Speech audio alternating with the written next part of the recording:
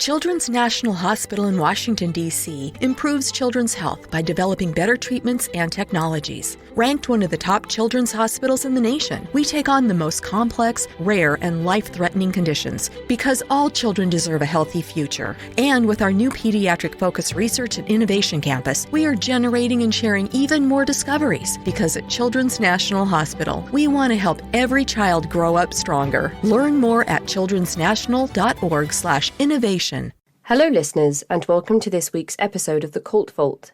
I'm your speaker Casey, and today we have a brand new movement to dive into. But before we get started, I just wanted to speak quickly about my Patreon. Patreon is a membership platform that makes it easy for listeners to support their favourite podcasters and content creators. And this week, I made a few changes to my own Patreon. You can support the show from as little as £1 a month, which will get your name listed on my section of sponsorships on the cultvault.com website, or for ad-free and exclusive content, there is a £5 a month option.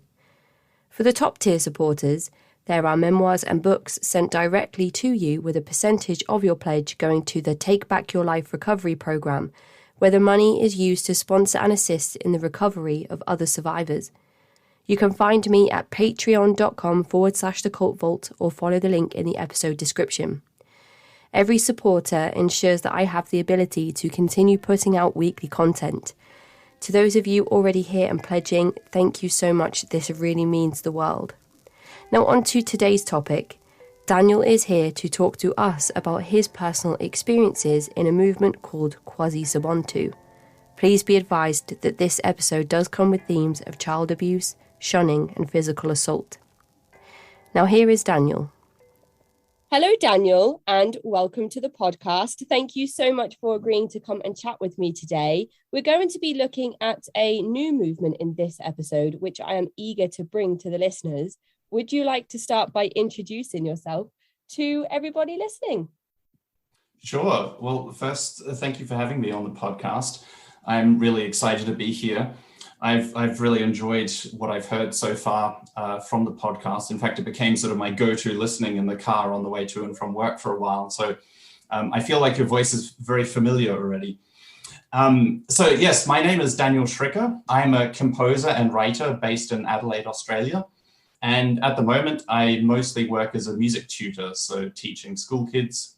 My father is American and my mother is originally from New Zealand. But they met and got married in Germany. So that's where I spent the first part of my life. And then I briefly lived in South Africa before my family moved to Australia when I was 8 years old.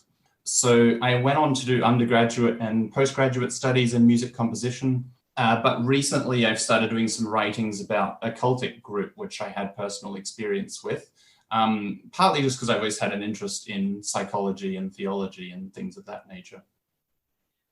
That is an incredible introduction. I've just written so many countries down here: America, New Zealand, Germany. You're talking to me from Australia now. And, That's right. And then you mentioned South Africa in there as well. So do you think it might be possible that you've visited almost every continent in your life? Yeah, I suppose so.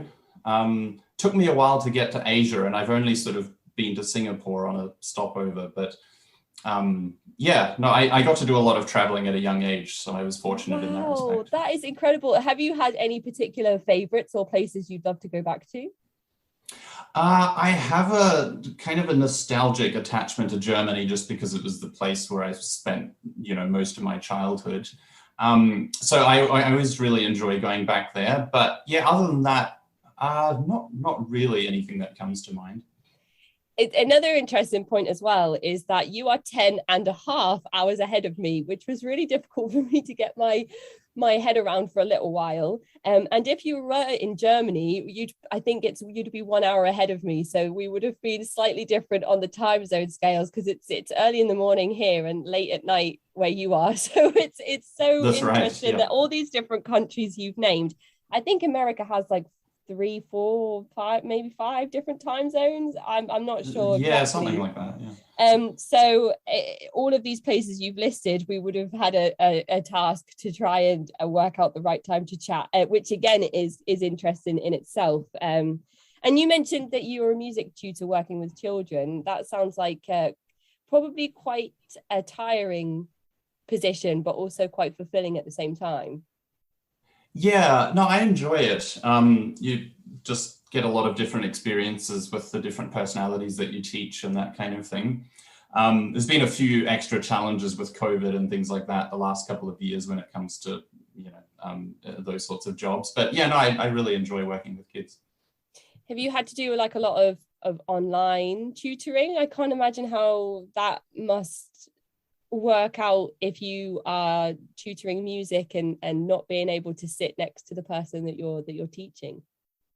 Yeah, it's definitely more challenging. I've gotten used to it partly because I have one student that I teach permanently via Zoom because they live a little bit further out in the country. So yeah, you sort of make the best of things, and some things are just going to be a little bit more challenging that way. And you mentioned then that you've kind of started to dive into writing about and speaking about one particular group that you have had personal involvement with, and that is going to be the basis of our interview today. So would you like to just let the listeners know the name of that group? Sure. So the group is called KwaSizabantu, which is a Zulu word that actually means the place where people are helped. And I'll leave it to the listener to decide throughout the course of the interview whether the name is a misnomer or not. But I see a certain sense of irony now with the name. So that pronunciation is KwaSizabantu. That's right. A lot of people that were part of it, it very often got shortened to KSB. So if that's easier to say, that's fine. I'll probably be referring to it as that at some point. Right. Well. Before we jump into talking about this particular group, KSB, you have a doctorate, that's right, isn't it? Yes, in music composition.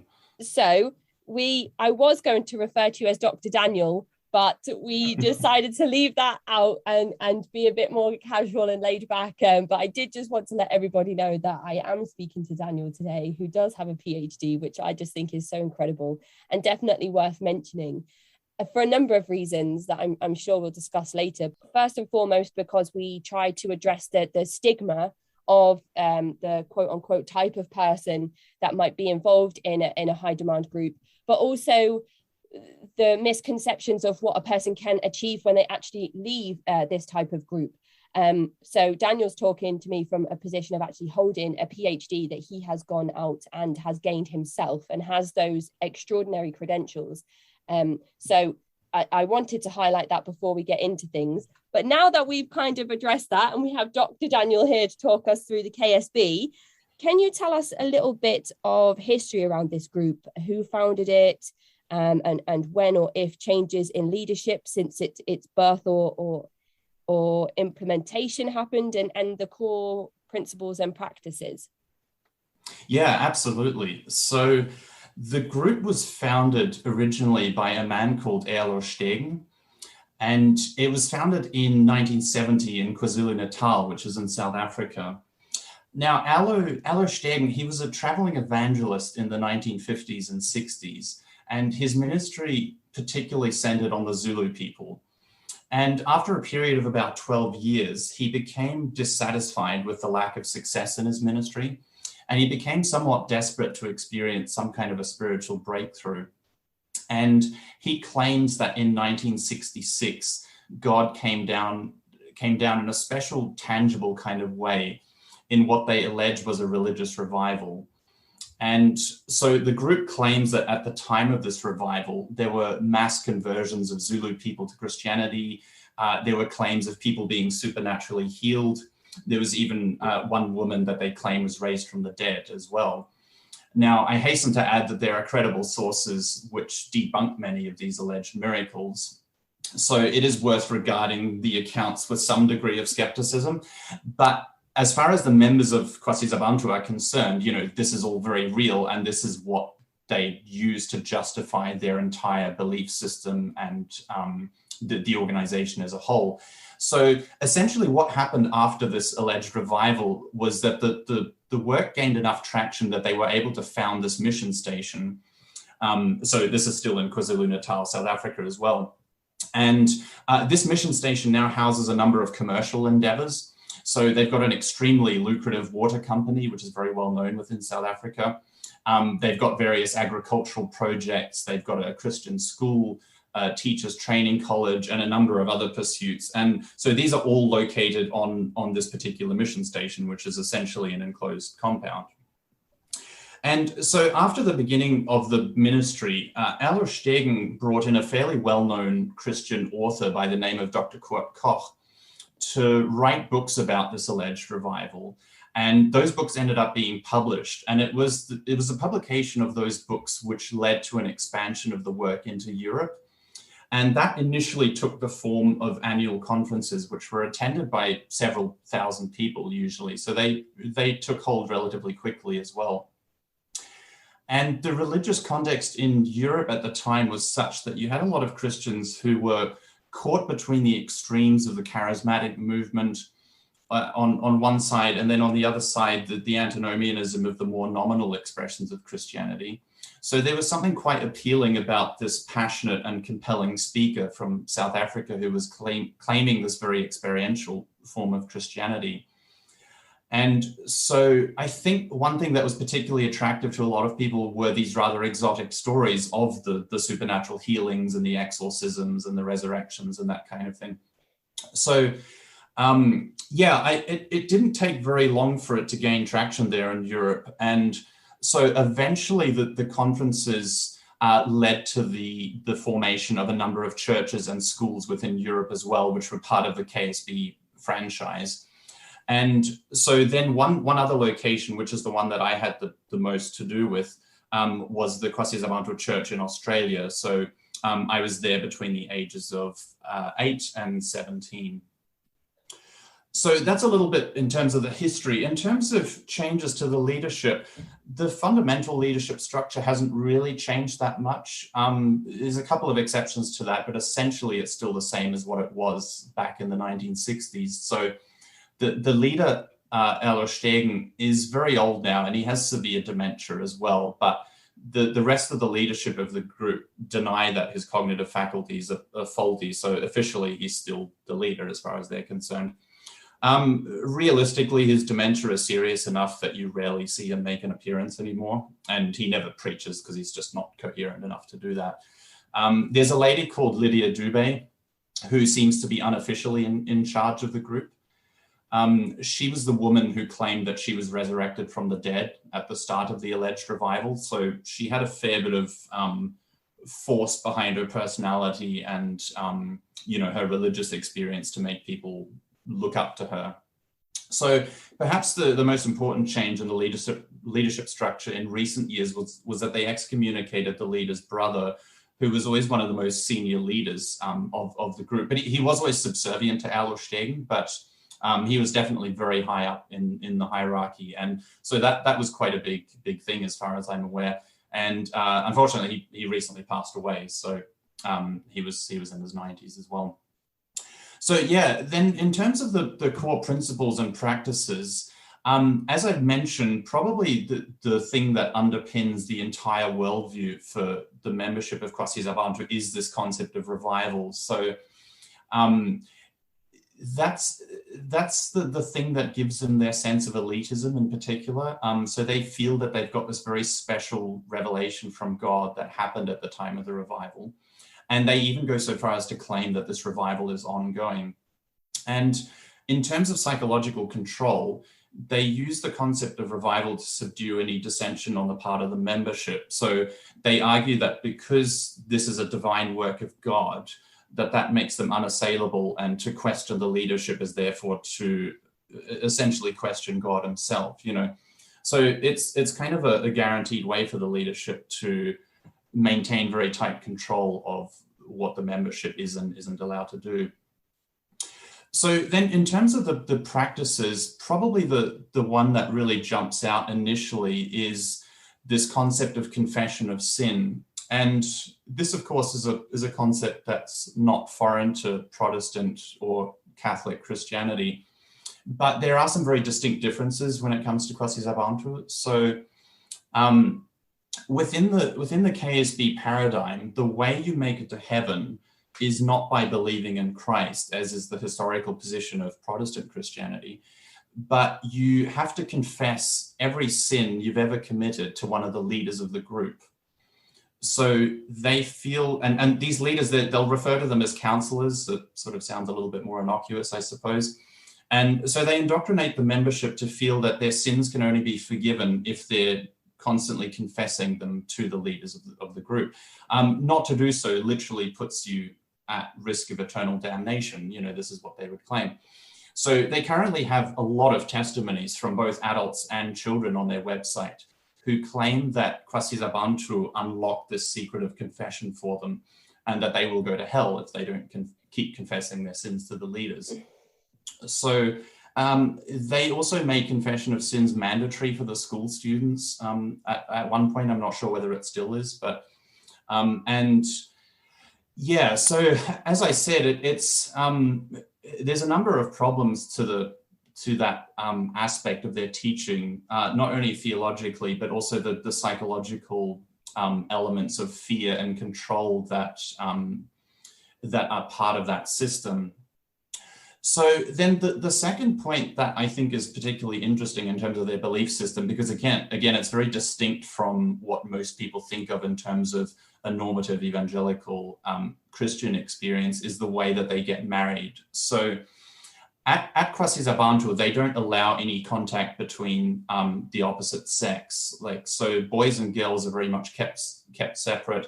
You're not really supposed to talk, definitely no texting, and absolutely no dating. I mean, these were some of their most prized rules that they enforce very seriously. So what happens in terms of marriage at KwaSizabantu is that people get married through a very regimented set of steps. So the man gets to choose a woman that he fancies. Now, this is normally based primarily on looks or position within the organization, but they would always frame it in such a way that the men would claim that God has shown them to marry a specific woman. So what would then happen once a guy had selected a woman, he would go to one of the leaders, usually Alo Stegen himself, and then Alo would propose to the woman on the man's behalf. The woman would be told to keep the proposal a secret, even from her family, and she would then be told to go and pray about it. And she could then decide whether she wanted to accept or reject the marriage proposal. Right, so she did have some level of decision or say in that situation. She did. Having said that, there's different stories about the level of pressure that was put on people. Yep, but absolutely. As a general principle, they weren't arranged in any sense. The woman did have some say to turn down a marriage proposal, and that was okay. That information control is, but keeping things from your family like that, and the pressure of the leadership coming to you and proposing on the man's behalf, I feel anxious already. Yeah, it certainly caused some problems. So if the woman then decided to accept the proposal, what would happen is the couple would get engaged in a church service in which Alo or one of the leaders would stand in between the couple. So again, they were symbolically even trying to keep the couple apart as kind of an example to the other young people. And the leader would even be the one that put the ring on the finger of the girl. And so the first time, even while they were engaged, they still weren't allowed to have contact with each other. So no dating, no texting, no talking. The first time they spoke and held hands was at the wedding ceremony. So you can imagine the psychological effect of this in terms of what is being asked of the women, especially on the wedding night, So, and particularly because the whole concept of women submitting to their husbands was taken to include the sexual aspect of the relationship. So in effect, you had couples getting married that were complete strangers. And, it's important to emphasize that this way of getting married was, this rule was enforced so severely that any deviation would literally result in expulsion from the group. So I know of families that have, parents that have alienated and cut off contact with their children simply because they chose to marry outside the group and chose to get to know their future spouse. So yeah, that's probably the second big thing that is quite distinct about KwaSizabantu. Then the final thing that I think is worth mentioning is just the entire group is characterized by an extreme sense of sectarianism and elitism. They regard anybody who leaves the group as apostate, even if they remain Christians or remain religious in some sense, because they would say that, this person has seen the light of the truth, but they've rejected it. So they feel justified consequently of shunning that person, And they generally look down on outsiders anyway, just in general, because they don't have this revival, which they always refer back to. And also because outsiders don't follow the same specific set of rules, which they pride themselves on at KwaSizabantu. So you have the effect of this kind of sectarianism, where there's this very strong insider-outsider mentality, which is, unfortunately fractured countless families who were split when, some people left the group and other people chose to stay loyal to it. Do you feel like the attitude towards people who have been members of the movement and then decided to leave is somewhat worse than people who have never encountered the group in the first place, because they were in the place of the truth and they've walked away from it, whereas people like me who have never been in contact with that group, I wouldn't know any different. I haven't been introduced to the truth or the right way. Yeah, absolutely. They would regard with a lot more contempt somebody that's been part of the group and has left, irrespective in a sense whether you've grown up in the group or whether you were part of the group by choice for a while and then chose to leave. Like, as soon as you're considered part of the inner circle enough to really be a proper member of the group, they're extremely disdainful of you if you then choose to leave. And essentially most of the time they'll just cut off contact with you if you leave, because you're no longer supporting the mission. So. And the communities that are involved with KSB, are they generally quite insular and rural, in the sense that if somebody was to be cut off, they might find themselves further isolated or stranded, and sort of without a support network or other place to retreat to if they no longer had contact with family and friends? It probably depends which sector of KwaSizabantu you were a part of. So for me, being mostly part of the Australian branch, there wasn't so much of a sense of isolation from the rest of the world. In South Africa, yeah, there probably would be more of a sense of that. I'm not 100% sure, actually. I think it would probably depend on each individual family as to how they would view that. Absolutely. And I think that is universal across the new religious movements that we speak about that do practice or have policies of shunning included in their doctrine or their practices. And a lot of the time it comes down to the discretion of the families. I believe sometimes the families feel like they have no choice but to follow the correct procedures. Often I think families may look the other way and be quite discreet in keeping contact with the family member or loved one who has decided to walk away, or who has been disfellowshipped, or who has been shunned. And that leaves a big gap to question the efficacy of the doctrine itself, because if people are discreetly not following those rules to the letter, and nobody ever finds out that's happening, what are the repercussions for that? Are there spiritual repercussions, or are there personal repercussions because you are not following your faith correctly in the way that the leadership is telling you to? Or perhaps there is no repercussions or consequences for that decision to kind of keep contact with that loved one, but keep that on the down low. And this is a big thing that comes up when we discuss the movements that do practice shunning, because of course it's a potentially lethal practice, as we have heard about with a lot of the Jehovah's Witnesses and the coverage that we've done on the show, including that particular faith. But this religion is definitely a new religious movement, because the 60s, I mean, they were somebody put a thing up on the internet the other day that said we are closer to 2050 than we are to 1990, and that like I had to take a second to be like, oh my goodness, the 90s were like 10 years ago, but they weren't. So I know that I say the 60s weren't that long ago, but they were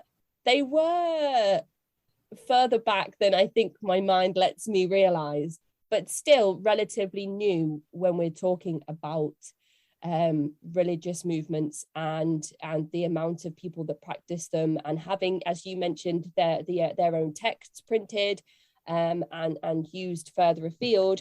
So KSB, although it came to be officially in the 60s, has spread out further afield since then. You've just mentioned that, you know, in South Africa it may be slightly different to what it's like in Australia, but there's so much that you said in that introduction that I wanted to go over to see if you could offer any insight into some of the main points. Sure. So it's my understanding that missionary work started over in Africa in the late 1800s.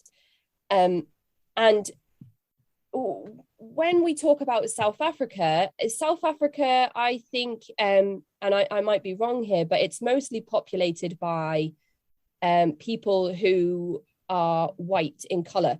And I had a conversation the other day about whether white or Caucasian is the right term to use, but actually on every government and federal piece of documentation where you declare or you state your race, it gives you the option to use white. It doesn't give the option to use Caucasian. So I'm not sure what the correct term is. If somebody has an idea of what the correct political term is, please get in touch and let me know, because I always stumble and feel kind of nervous and uncomfortable when addressing that particular subject. But it's my understanding that white missionaries went over to Africa originally in the late 1800s and started to set up ministries and churches. And I think it only started with a small number of missionaries, but then over time, as we know from the episode I released just last week on the Assemblies of God, a lot of families move over so that the fathers can become preachers and pastors and start their own ministries and start their own missionary work over in Africa. And we're talking about South Africa particularly.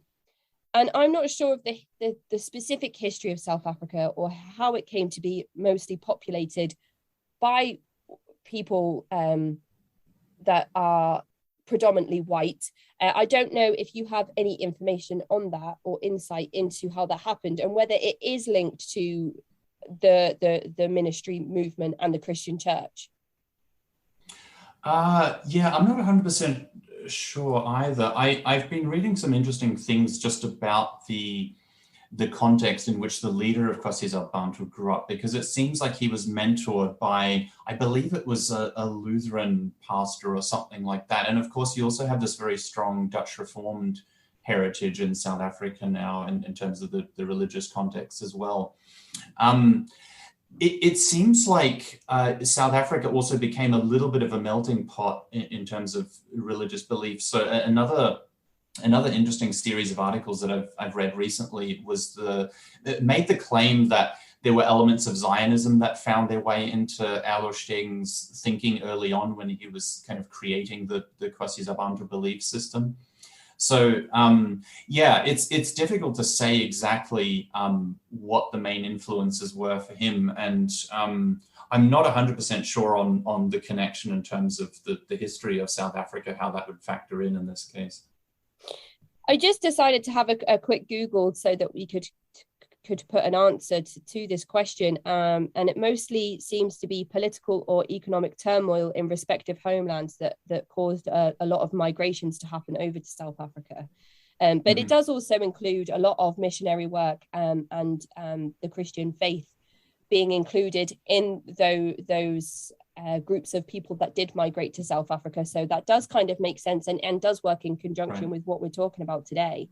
But something else that was interesting that you mentioned was that this particular new religious movement actually owns a water company. And as I see over here in England a lot of the time, there is a huge shortage and need for clean water in a lot of parts of Africa. So if you're going to have or build an empire, I suppose in that part of the world, that would be the line of profit that you might think about taking if you had access to the equipment in order to build a water company.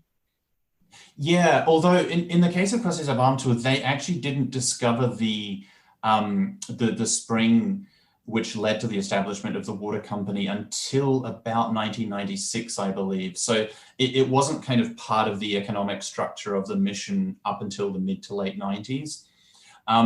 They've had other like agricultural and commercial endeavors prior to that.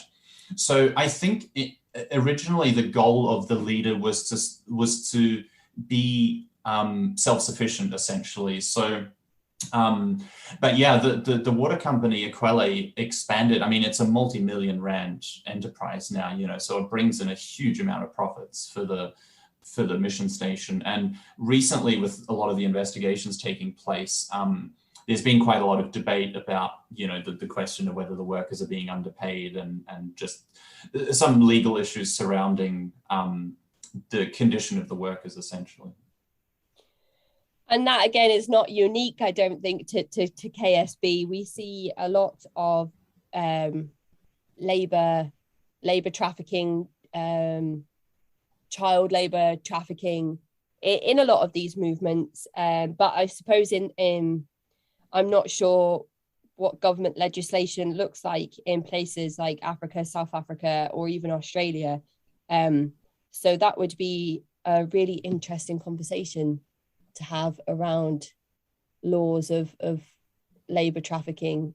Well, and especially in the context of a religious organization where you have, if it's operating under the guise of a church, you have the whole question of tax exemption. And again, I'm not much more familiar with South African policy than you are, but so yeah, and that was actually just fundamentally one of the problems, I think, with the business ventures of the mission group, is that they still build themselves primarily as a religious organization, but of course now they're this multi-million-dollar commercial enterprise as well. And there seems like they didn't do a very good job of demarcating those things as separate entities. So, and I might go into that a little bit later on as well, but there were some instances where there was kind of a blurring of the lines between the religious policies and the legal policies within some of the companies. I think, again, we've seen that so much in things like the Unification Church, who I believe are still the #1 sushi provider across America. Really? And they had the Washington Times. There's often religious and faith-based part of an organization, and then the business and profits building side, where the fancy cars and the nice buildings all over the world come in, and then we really start to question the tax exemption status and the perks that leadership may be accessing in terms of the money being raised, especially if a lot of that money is coming from people who are members of or congregants of that particular faith-based group. But something else that you mentioned as well, around one of the strange things or practices around this movement is the whole idea of confessing to leadership, and that to me is strange, because are the leaders appointed by somebody with significant status? We often are told that the Pope is supposed to be like a representation of God on earth. So if people were to confess to the Pope, then I might be able to understand how they are then kind of able to, or people appointed by the Pope. So when you confess all of your sins and everything in life to somebody in leadership of KSB, are they chosen by a particular person? Are they seen as holy themselves? What gives this person that power to then take your confessions and make you pure or fully confessed? Right. Yeah. I mean, that's an interesting question because KwaSizabantu never really appointed like a formal eldership structure within the group. So my impression was that it was slightly random in the sense that as long as you made a good impression on them, I don't even know if they like officially appointed people. It's sort of just, once you were accepted into the organization and you were deemed spiritual enough, I suppose would be the defining factor. Then you would be, allowed into a position where you hear confessions. Yeah, I don't know if there was much more to it than that. I mean, it would be an interesting question to talk to somebody that kind of went through that process. But yeah, I'm really not sure. The whole wedding ceremony aspect, we mentioned a bit before about some reservations that I felt when you were talking about how the woman was supposed to keep so much information from her family. But the ceremony itself is very bizarre in terms of the customs and practices that I'm more familiar with over here in England. It almost feels as if there are some tribal rituals or tribal culture aspects that are working alongside Christian practices. That there's a wedding ceremony with the man and the woman, which feels very Christian. But then there's also things like the man chooses the woman, and then she is to go and pray and see if that feels right for her. And that feels almost other than Christian. No, that's absolutely right. And I suppose that's one of the reasons why I highlighted, just because it is something that is so different from, what most people would think of in terms of like a normal Protestant evangelical church. Now, the interesting thing with a lot of these really deeply held beliefs within KwaSizabantu is that a lot of them, the way they came to them was because somebody had a dream or a vision or something that they interpreted as a message from God. So I don't know. I mean, there was an annexing of aspects of Zulu culture, for example, as well. And I'll talk about that a little bit more later. But in a lot of cases, it was really just that, somebody came up with the idea and felt that this was God saying that they had to do it this way. And then over time, it became more and more solidified within the worldview that they occupied. So, and the other thing worth mentioning is that the entire belief system, and this is perhaps where a tribal sense does come in the sense that the entire worldview is shrouded in a tremendous amount of fear. So God to them is somebody primarily that is vindictive and that needs to be appeased, So breaking the rules, like the emphasis is always on God's going to punish you for deviating from the rules. So yeah, that's really important to understand as well, I think. So it's kind of a combination of various people's ideas of what came to them and felt right and has become more of a staple part of the movement over time. Perhaps there were some parts of African culture or that were included in that. I think I'd have to do a bit more research to know whether I'm on the right track with that or kind of just clutching at straws. I'm not sure. But another part that I thought was interesting about what you said around the wedding ceremonies or the whole marriage process overall kind of felt to me like there were NXIVM vibes with the way that the leader stands in between the man and the woman. The leader proposes to the woman. Feels like there's like a really strong sense of ownership over that relationship. And in the same way that women would be recruited into DOS, into the secret society of NXIVM, where they would essentially be sex trafficked and branded, it's almost like the leadership is establishing some type of ownership over the woman and the relationship overall by putting themselves in between the man and the woman, and making a point of existing before allowing that man and woman to even hold hands or have a conversation just with the two of them. It feels very controlled.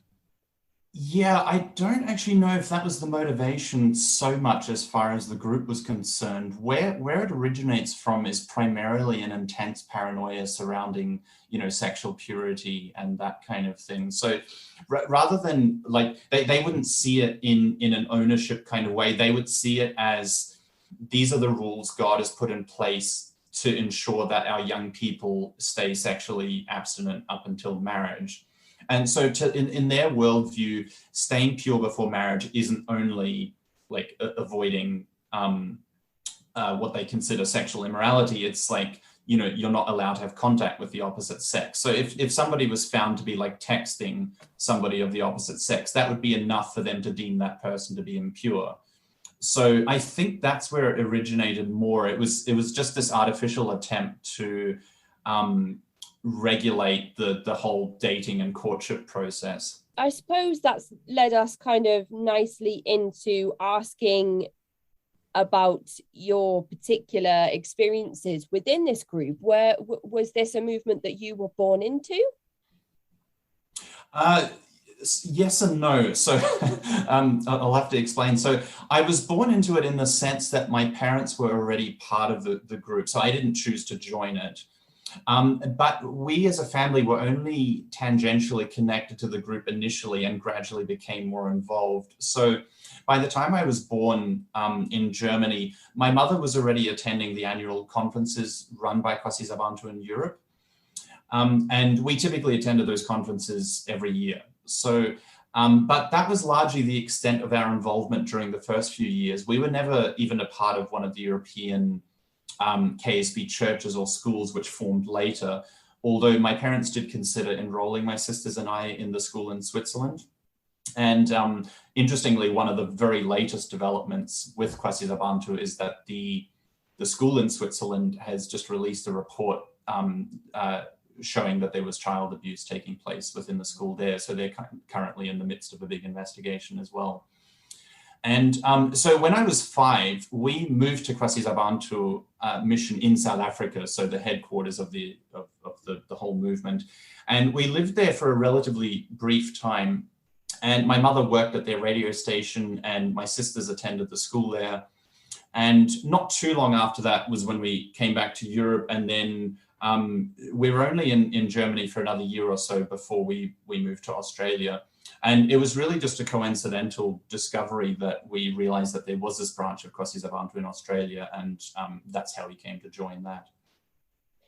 And your parents, were they both practicing members of KSB when they met one another and then formed a family, or did they find each other and then find KSB? They actually got to know each other more through a Pentecostal charismatic type of background. So yeah, no, it was, they were introduced to KSB after they were married, and it was just through somebody like recommending a tape of Erlo Stegen preaching, and then they discovered that he happened to be doing a preaching tour pretty close to where they lived at the time. So that's how they became more interested in him. It's interesting that you mentioned Pentecostalism there, because at the start, when you mentioned faith healing and resurrections and exorcisms, my mind kind of did wander to Pentecostal practices, and especially with some of the more fringe sects of Pentecostalism, with the snake oil and the faith healing and the tent revivals and things like that. So I suppose if your parents were familiar with Pentecostal practices, moving over to KSB and understanding their beliefs around faith healing and exorcisms might not have been too much of a change for them or a shock to their belief system. Yeah, I'm not sure that was it, because interestingly, KwaSizabantu was pretty condemning of the charismatic movement. And in fact, a point of sort of emphasis for Erlo Stegen was the fact that he very much kept the healing and the supernatural elements out of a church service. So you would never see somebody like going forward to be healed or something. Right. They always kept that very, very private. It wasn't it wasn't, I mean, it was one of their selling points in terms of the fact that they would share those testimonies and write it in the books and say, this is what God's doing. But it was almost like they were trying to set themselves apart from the Pentecostal and charismatic movements because they realized some of the problems that existed there. So yeah, I think it was more the case that there was enough of an experiential sense of Christianity for it to be appealing to people that maybe came from that sort of background, but they avoided the extremes, particularly in the services, so that it also seemed like something more normal to somebody perhaps coming from a more traditional religious background. I feel like perhaps is quite a clever thing to do. They share testimonies that speak to the efficacy of those practices around things like faith healing, but they don't outwardly practice it where anybody can see. So they say, we do have this, but we're not just going to show you how or show you what it looks like. We have testimonies and stories that speak to it actually working and being a true practice, but we're not just going to put it on display for everybody to see. Typical everyday commitments look like for people living at KwaSizabantu? How much of their time throughout the week was invested in mission work and church-related activities? Yeah, so there's a quote from the documentary that was released in 2020 called Exodus, which is an expose of this particular group. And this quote sums it up pretty well. And I'm just paraphrasing here, but right near the start of the documentary, somebody says that, their lives socially, religiously, and economically revolved around KwaSizabantu mission. And I think that really is it in a nutshell. I mean, for the people living on the mission station, it really was their whole life. Every aspect of their life was invested in KwaSizabantu. So religiously, you had 2 services a day, morning and evening. Now, the services during the week were not typically attended by everyone at the mission. They would be relatively small gatherings, but the Sunday morning service was kind of the big event. So most people from the mission would show up to that. Socially, you had the school, which is called Domino Savite School. And that was, of course, for the children on the mission station. And the school was really the training ground by which the younger generation at any given time was indoctrinated with the ideology of the group. I mean, of course, they had normal educational material as well, but the elements of the belief system were very much instilled in the children and often in an incredibly brutal fashion. So it was mostly in the context of the school that the systemic beatings and the humiliating punishments took place. And so those are a lot of the talking points now surrounding the investigations into the group, of course, as well. For the adults, there was, or is, I should say, a teachers training college.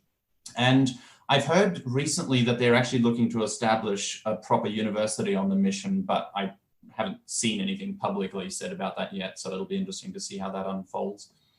In terms of the social interactions, just in general, the friendships and the relationships were very much artificial because of the rules imposed by the group. So we've already talked about the separation of the genders. So you couldn't just fraternize with somebody of the opposite sex, even in a friendship sense. And even friendships with somebody of the same gender, they were very difficult because the mission placed immense pressure on the children to snitch on each other if they knew of one of their friends breaking the rules. So you could actually get in trouble if you knew of somebody who had broken the rules and you didn't report it. Right. Now, that obviously doesn't lend itself to very healthy friendships based on trust and that sort of thing. So then economically, I guess, most of the adults, I would say, work in the companies run by the mission. So some of them were more like volunteers who were housed and fed by the mission. Others were paid some kind of a salary. We've already mentioned the Aquele Water Company and the agricultural projects. There was the radio station, which I mentioned as well. And so, yeah, that was... Just coming back also to the blurring of the lines between the economic interests and the religious interests of the mission. So, for example, I know of a case that went to court because they had hired a woman to work at the Aquile company who had a child out of wedlock. And on the basis of the illegitimate child, they fired her from the job at the water company. Now, of course, in their worldview, that's an absolutely acceptable thing to do because this is a scandalous sin. But to somebody from outside the mission who is simply working there, they, of course, understandably and rightfully so, took issue with that and took them to court. Absolutely, yeah. So that's probably an important point to understand is how much the lines were blurred in terms of these things crossing over. And that, again, is going to be another point of difficulty for me to discuss, because I'm not sure of what equality acts in other countries other than my own, what they look like, really. But it's encouraging for me that you've said that, she did decide to go, this individual did decide to go to the court and through the legal system, because that is persecution against her for something that, if you are not practicing a religion like KSB.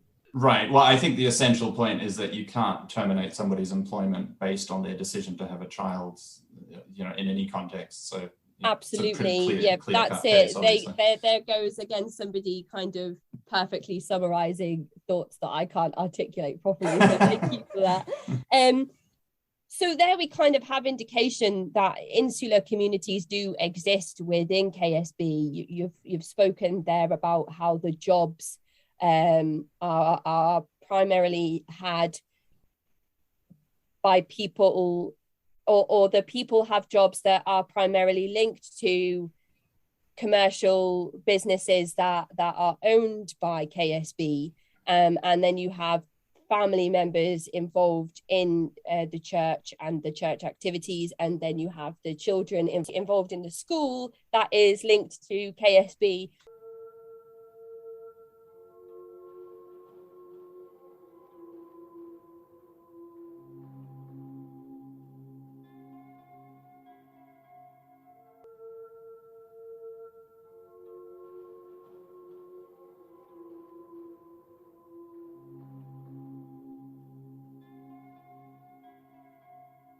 So here we have sort of an idea of how difficult it might be if somebody is no longer part of that movement or has communication with family and friends in that movement, of perhaps not really having anywhere else to go.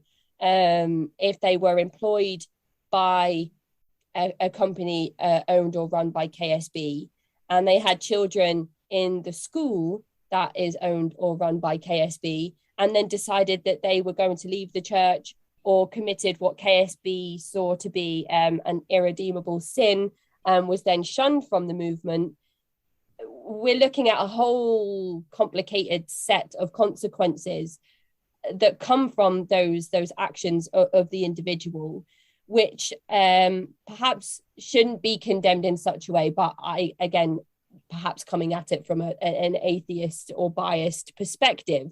And of course, a lot of that is what feeds the retention rates of these high demand religious groups. I guess there would be a question of, is it even worth leaving? There's sunk cost fallacy to think about. I've spent sort of 20 years in this movement, or I'm a second or third generation member of this movement. What would it look like for my family's reputation if I was to walk away now? And all of the things that come from, I don't have any further education or training. How would I get a job outside of KSB to support me and my family, or even myself? How can I afford to go on to further education? I have no money saved up to look for housing. So there's a whole string of issues that come with taking a stance or participating in activities that the church classed as sinful. So it's clear then to see why people remain so devout in their faith, or so scared to explore their individualism. Right. And of course, it's important to remember too that, the people that are part of KwaSizabantu, they sincerely believe in the doctrine. So to them, their view of God is probably always going to take precedence over the economic interests of the family, or to some extent even the social interests and things like that. And there is a tremendous appeal as well to feeling part of this close-knit community, because as long as you're looked upon favorably by the leadership and by the group, there is this very strong sense of acceptance and even a degree of importance, especially if you're slightly higher up the hierarchy within the organization. So there would be reasons psychologically that I think would keep people in the group as long as they're still believing in the doctrine and the religious aspects of the group. You mentioned there about the well-being of members of KSB, and I think it's important to speak to the emotional and spiritual well-being of members as well as the financial well-being of congregants, because you've alluded to some of the scandals that the movement is currently involved in, and some of the documentary material and news articles that started coming out from 2020 sort of onwards around different abuses that are coming to light across different areas of KSB around the world. And you mentioned systematic beatings. So I suppose this next part of the interview does come with a trigger warning for anybody who may not want to listen to the physical and spiritual abuse of children, to maybe kind of listen with discretion or listen with care, or perhaps even just wait till next week's episode if this is something that you would rather not listen to and be aware of.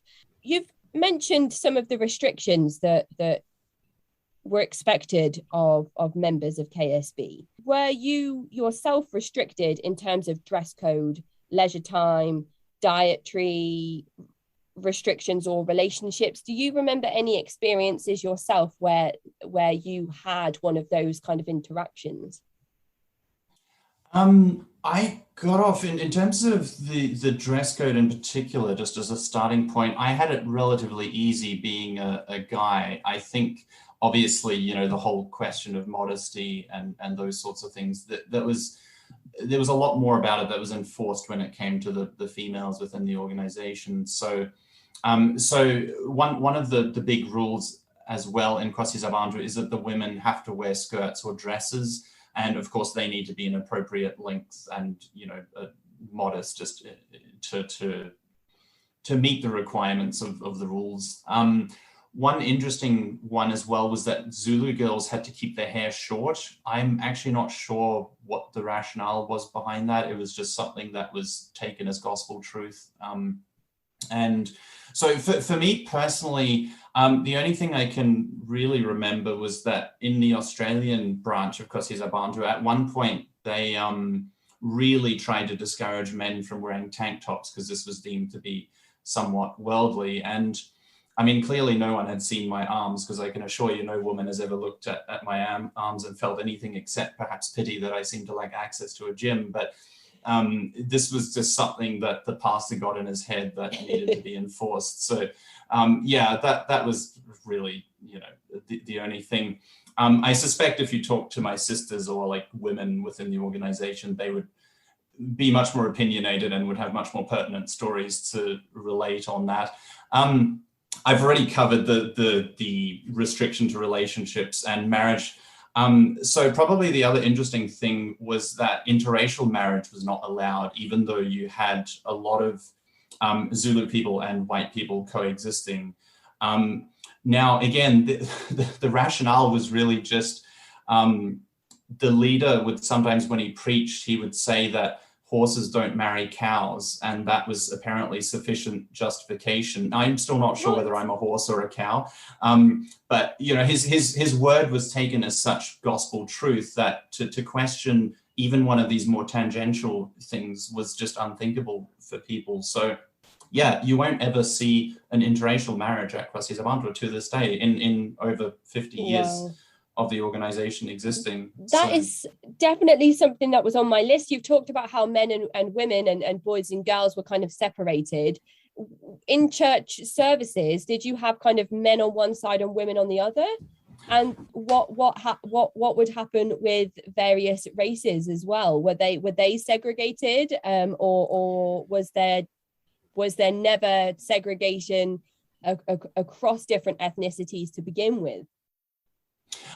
Well, there's a couple of things there. So firstly, in terms of the segregation between the genders, something that was kind of unique about the Australian Church of KwaSizabantu. So if you walked into the back of my church on a Sunday morning, you would see all of the single young men sitting down the front on the left of the church. Then you had the aisle down the middle, and then the single young women would be on the right. So there was this quite literal physical separation. Now, again, I'm not aware that was ever like written down somewhere as, a rule. It just sort of, everyone knew that this is what's going to happen. And, right. It wouldn't have occurred to a young man to go and sit down on the women's side of the church. It was just, everyone knew what their designated place was, and this just became the norm, With regards to KwaSizabantu in South Africa, I'm not sure whether that was a thing, just because the organization was much larger. So like a Sunday morning service was typically attended by a few thousand people, as far as I'm aware. Wow. So I suspect it would have been more that people were just generally sitting with their families. There's a lot, and I wish I had more personal experience, but obviously as a white male, I didn't experience this. I know there was a lot of discrimination in the sense that the Zulu children were treated much more harshly than the white children. And I believe some of that even included things like the living quarters and things like that. But so I've already mentioned as well that even things like the hairstyles and stuff, there were certain rules that applied to the Zulu girls, which were just not enforced with the white girls at all. The conformity of sort of men sitting with men and women sitting with women, how does that reflect upon the LGBTQIA plus community? Do you know of anybody that kind of had a same-sex attraction or was involved in a same-sex relationship, and how that was viewed within the church? Or would somebody just, if they felt that way, or maybe not conform to their given gender at birth, would just never talk about it because of the consequences of what that might look like if they came forward with that information?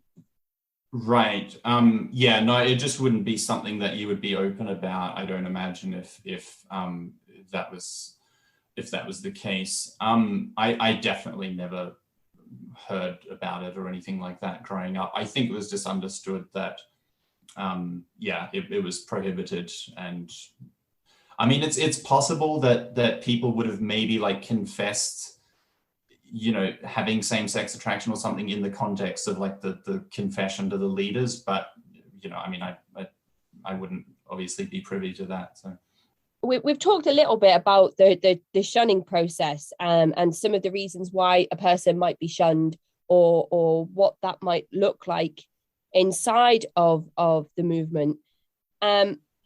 Have you ever seen this happen, or do you know of the effect that it has had on somebody personally who has experienced this shunning process?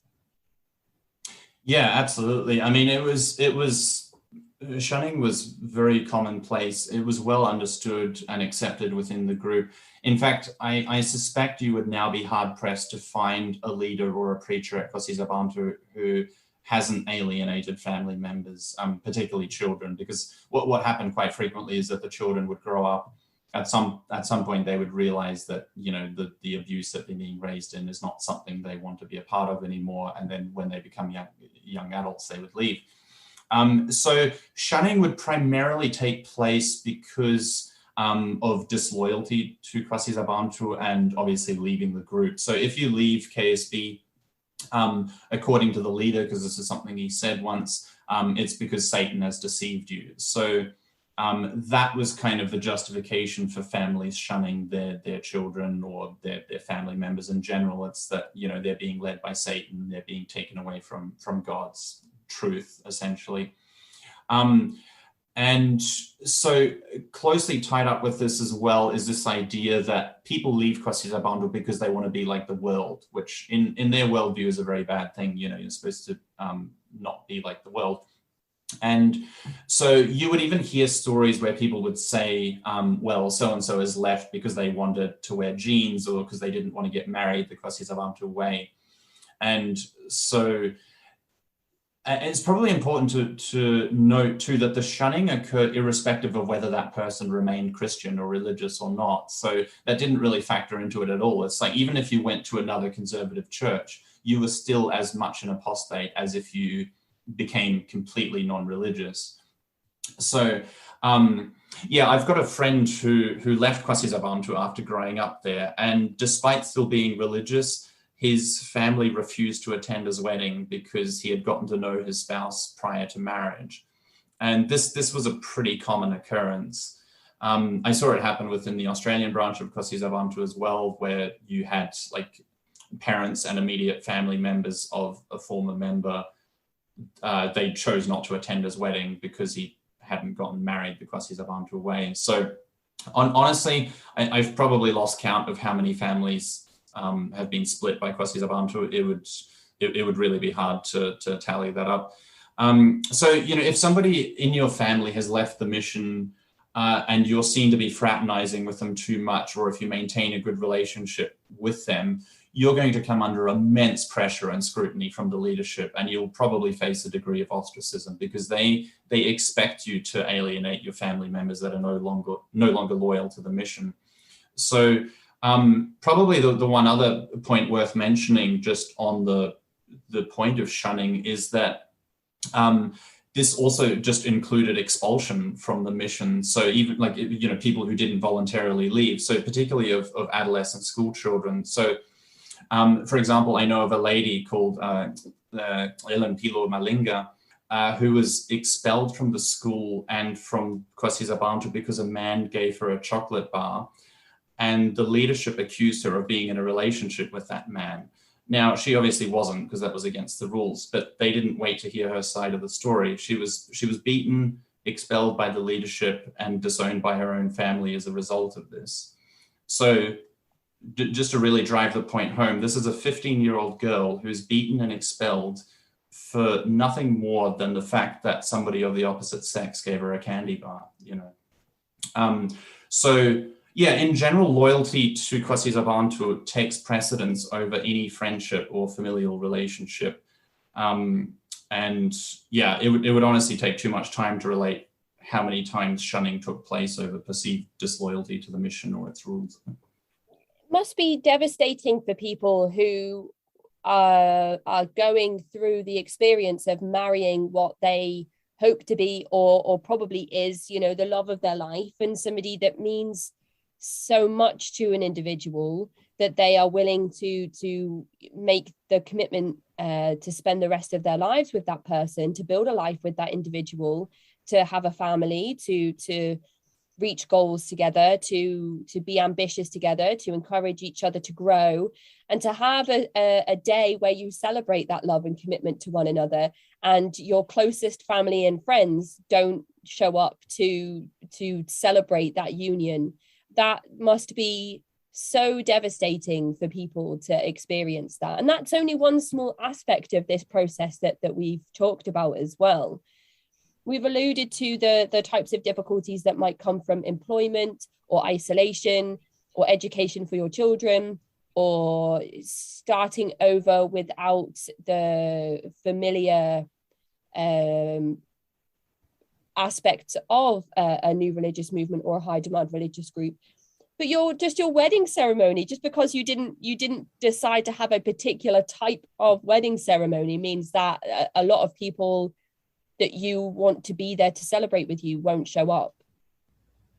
Right, and to the membership, it would mostly be about the fact that you're choosing to get to know your spouse prior to the wedding day. So they probably would be less concerned about the particulars of the wedding ceremony itself. It's more the fact that in their minds, even just dating or spending time with somebody of the opposite sex, even if it's your fiance, that's a terrible sin in their worldview. So if let's say you're a parent and your child, gets into their 20s, they leave the mission and they get to know somebody and get married, the parents essentially believe that their child is, very immoral, even if they've just dated or something like that. So that would be sufficient justification for them to have this outward show of disapproval, to say that, we do not endorse your marriage because you haven't followed the rules of KwaSizabantu. And then what do divorce procedures look like, or is that just not something that you tend to see in KSB? Generally not. The only time where divorce was, as far as I'm aware, was sanctioned by the mission was if one person wanted to leave the mission and the other person was still loyal to the mission. The spouse that was loyal to the mission would sometimes be encouraged to separate from the person that was trying to take them away from the mission. It's so hard to think about. It's so hard to, and somebody left a review on the podcast saying that I say this too often, and perhaps I do, but because I don't have a religious background, I try and put myself in positions or try to think about a time where I felt something similar or been in a similar position of pressure, because a lot of people that have never practiced a religion may have had encounters where they have experienced gaslighting or narcissistic abuse. Even if it's not faith-based, there is still spiritual abuse that can happen to a person. And there is still shunning that can happen to a person outside of faith-based groups. So I do try to put myself in people's positions to try and understand and sympathize and empathize with what that might look like. But I really don't understand here how you can be expected to make that lifetime commitment to a person that you may never have even spoken a single word to, especially from the woman's perspective, where she's told that she has the option to go away and pray about it and think about it. But of course, there is that unspoken pressure from the leadership making the proposal and all of those other ceremonial rites that come through with these wedding ceremonies. But somebody said to me a while ago, and you can't compare a human being and an individual to this scenario, but it was a metaphor that kind of stuck with me. You go window shopping for a wedding dress and you find a wedding dress, but you can't try it on until your wedding. And then you put it on and you take the tags off and you can never return it. And that's kind of like what these partnerships are like. You don't get the chance to go into the shop and try the dress on to see if it's comfortable, to see if the dress is a good fit for you and you are a good fit for the dress. You just have to see a dress in the window, say, I like that dress, and then put the dress on and never take it off. And it might be horrible and itchy and uncomfortable and restricting. But that's it. That's the decision that you've made and you can't change it. And if you do, there are consequences that come with changing your mind on whether you're going to keep that dress on for the rest of your life. And that is a person's life that we're talking about. At whatever age they make that decision, and if it's in keeping with a lot of Christian movements that encourage, the marriage between a man and a woman, and then for the woman to take on the responsibility of wife and mother of the children in the family, then it's generally at a very young age that this happens, from sort of 18 onwards. So to make that sort of commitment to somebody that you may never have even spoken to or held hands with or linked arms with or have spoken to at length to see if they have the same sense of humor as you or the same intellect level, so that you can have compelling and encouraging and exciting conversations. I don't know how somebody could do that and spend the rest of their life with that person. That feels so unfair and unjust to the individual to not experience finding somebody that you just connect with and that you fit with and that just feels right for you. Right.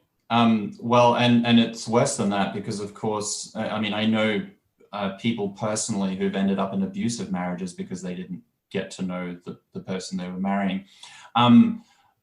From their perspective, they see the process of not getting to know your future spouse as a good thing. In fact, to get to know your future spouse to them would almost be signaling a lack of faith in God, because the way they frame the entire experience is that God's the one that shows the young man, and then God's supposed to also show the young woman. Now, again, there's a farcical element to this. I've got a friend who I'm going to recommend her book at the end of the podcast, but Erica Bornman, she said that she had 3 proposals of marriage before she turned 21, I believe it was. And each of those men, of course, claimed that God had shown them to marry her. So, just at a very human, pragmatic level, you have this rather silly situation in which, God is becoming somewhat confused as far as the whole process is concerned. But for some reason, that never deters them. It's still, the marriages that take place are still the celebration of God bringing these 2 people together, That's such a good way of looking at it, especially then, because do those men, if they are rejected by your friend, go over to another woman and then say to her, God has shown me that you are the one for me. So again, and kind of again links back to the Unification Church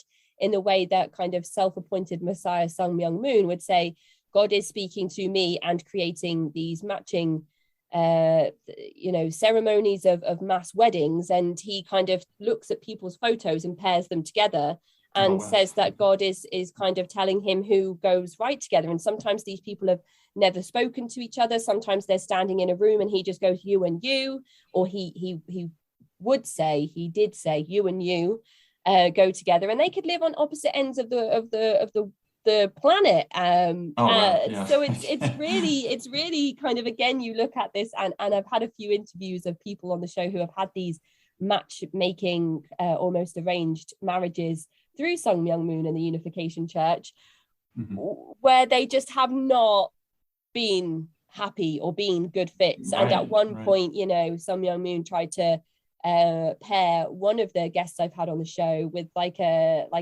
young adult, and she was not a young adult at this point, so everybody was like, you can't match them together. They're like it's so different in age that it again is one of those almost farcical or comical moments, and in the end he just waved her away because he had no one to match her with. And if God is like speaking to him and telling him that he is the person who can appoint these correct marriages, but then he's like, oh, there's no one left for you, so you can just go, like that doesn't make sense.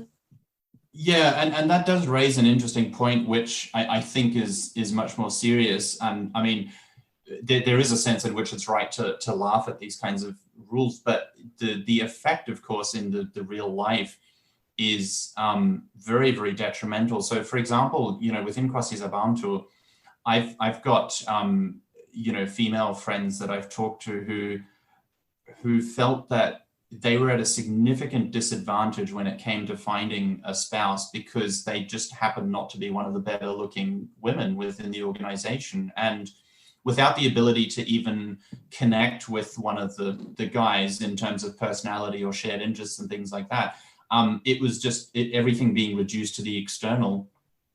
You would just kind of got the short end of the straw if you happen to not be immediately physically appealing in some sense, So, it's kind of as silly as it is to recount the system. It's very cruel, actually, to the people that miss out. And in some cases, it's cruel to the people that get married too, of course. But it's very problematic on a number of levels.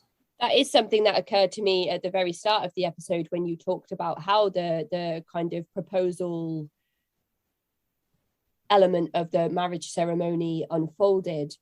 And you also mentioned that it's often outward appearance or status within a KSB. So again, if you're not born into or happen to find yourself in a privileged position within your family or the organization, and you're not outwardly as appealing as others might be to the majority, then you kind of are on the back foot. And that's again, that's not right. You know, I'm talking to you and I have like crooked teeth, and some people might not like the way I talk, and there's like a number of reasons that people might not look to me and be like, wow, that person's the most outwardly attractive person in the room.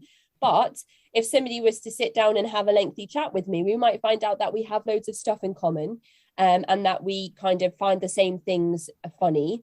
So, you know, me and my partner, we just laugh all the time and we connect so great together that I feel in my like core so sad for people that never get the chance to experience that. And there's so many other things that we've mentioned about with just this one practice within KSB that is, as you said, problematic, because there is the misogyny within the religion that almost encourages or creates this space for there to be abuse within the situation.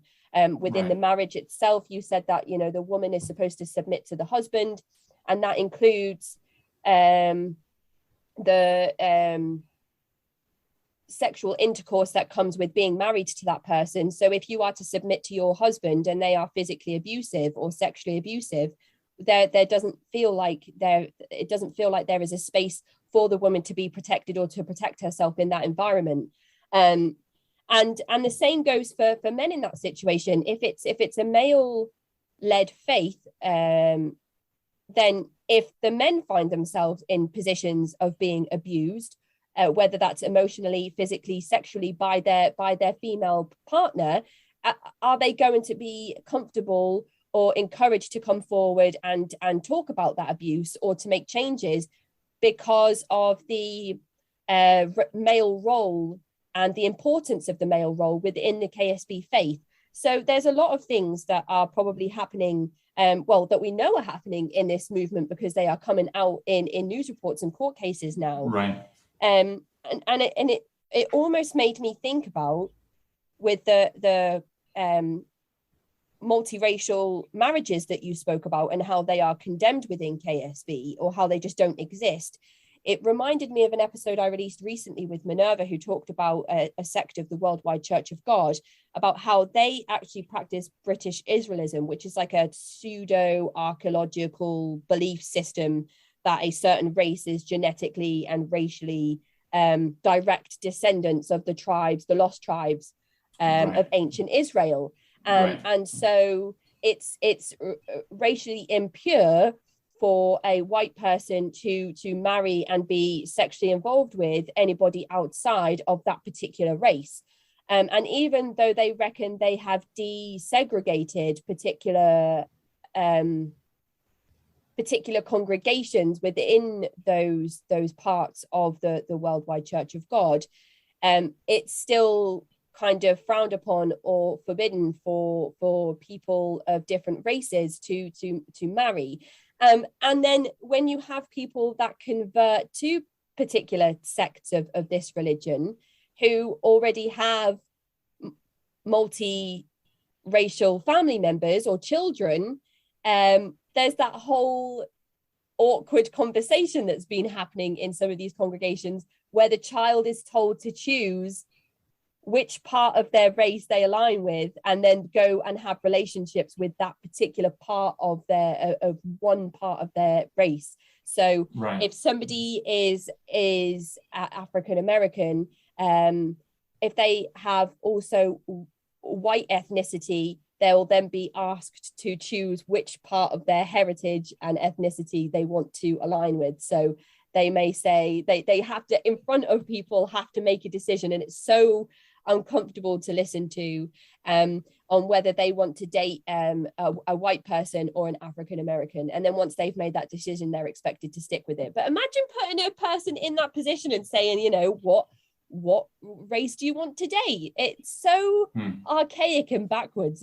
It really is. And I wonder if you think that if somebody of multi-ethnicity was to convert over to KSB, if they would be put into like a bizarre similar situation. Yeah, that's an interesting question. I mean, I am aware of at least one person, but I don't know whether she got married on the mission or not, just off the top of my head. So yeah, I'm actually not sure what happened in those situations. It would certainly be an interesting question, and there would probably be people that would know more about the subject than I do. But yeah, I mean, the kind of, again, the farcical aspect of it was that this was based entirely on skin color, because something that happened frequently is that, Australian people would marry people from the mission in South Africa, or Right. somebody from KwaSizabantu Romania would marry somebody from KwaSizabantu Switzerland or South Africa. So Right. there was definitely this intermingling of cultures. In fact, one of the problems with KwaSizabantu Australia was that the church largely consisted of one very, very large extended family. So the pastor was one of 11 children. So Right. that meant that most people were related. So at some point, inevitably, what needed to happen is that they needed to source spouses from KwaSizabantu around the world, which is precisely what did happen then. So you had a lot of kind of crossing over in terms of nationalities, but just not skin color. Right. That is like a whole other problematic thing in itself, isn't it? But you spoke briefly about, and in some of your correspondence with me, some of the extreme punishments for children that take place within KSB, and some of the things that we're seeing now come through in these articles and court cases. Sometimes the punishments can come from children who have asked the wrong questions or broke certain rules within KSB. And I wondered if you could talk us through some of these examples of extreme punishment that you are aware of, that you've experienced, that you've seen, or that you know has been covered up by leadership and is now under investigation.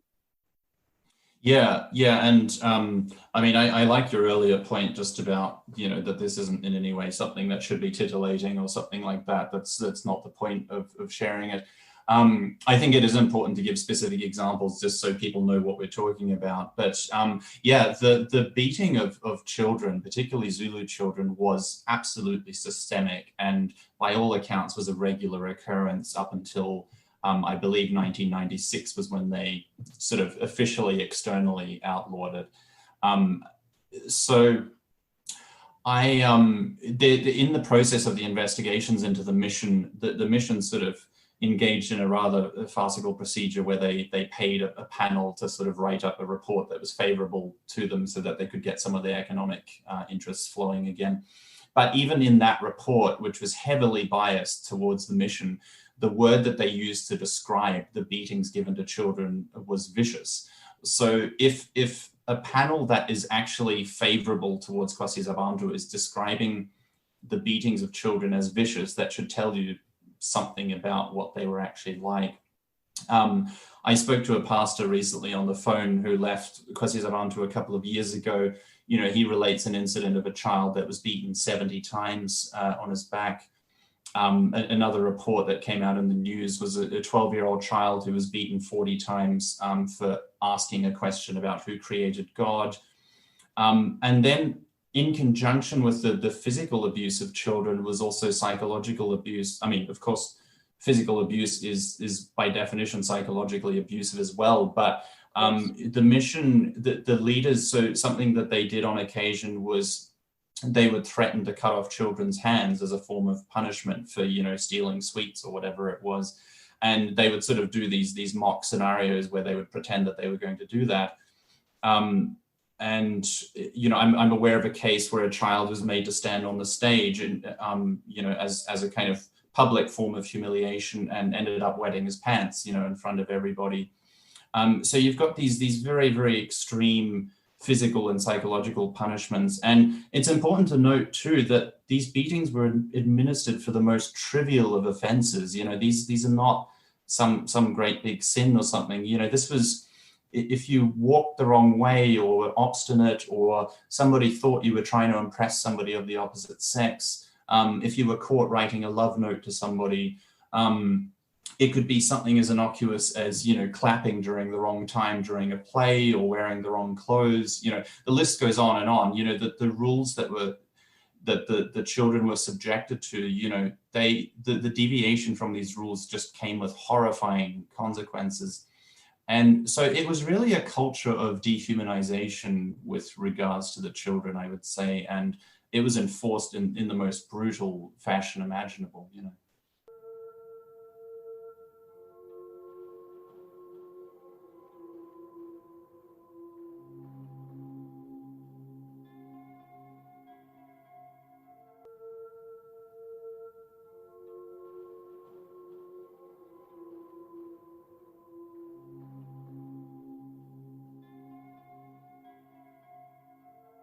I wonder if this kind of comes back to a point that I was making before about how the Zulu community, which I've had a read up and come to understand is the largest ethnic group within that particular part of South Africa and the Bantu nation.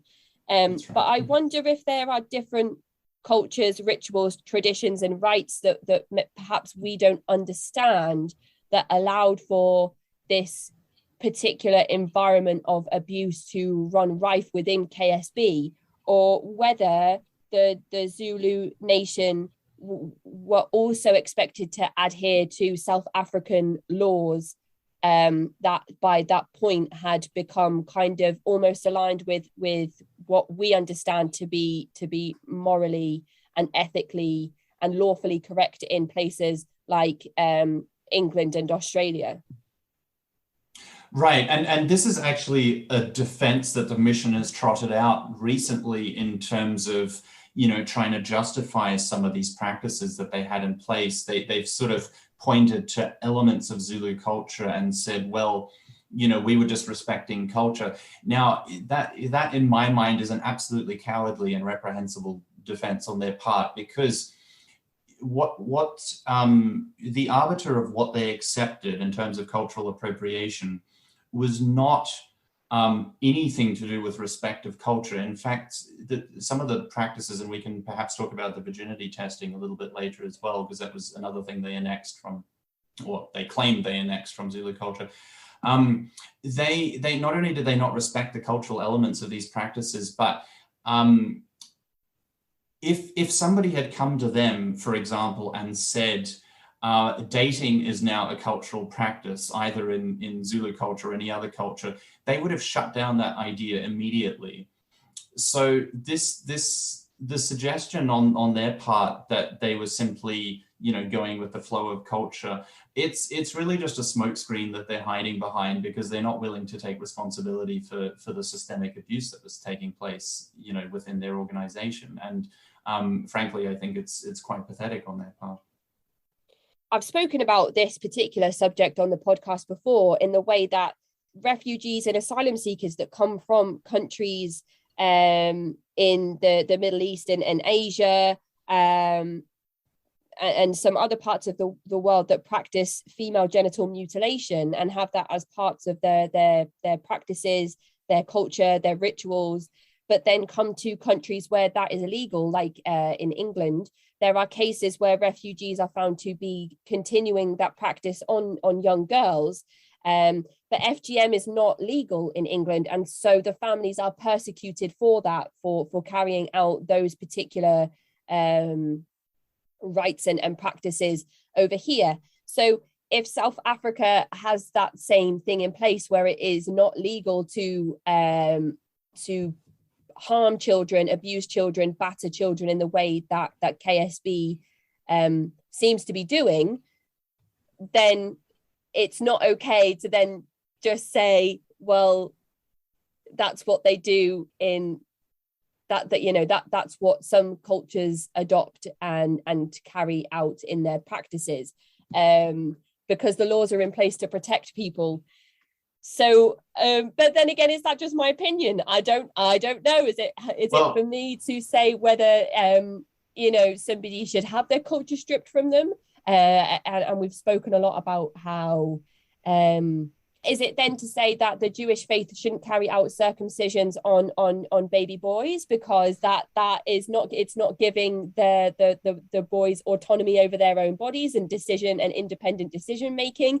So there's a whole conversation around religious practices and cultural practices, and then the law, as in protection of people under the law, and what can actually end in people's arrest and imprisonment for not following the law. And Jehovah's Witnesses have covered up historical abuse of children and men and women, and then said that they have carried out their own internal investigations and they have found that there is no cause to go to the police.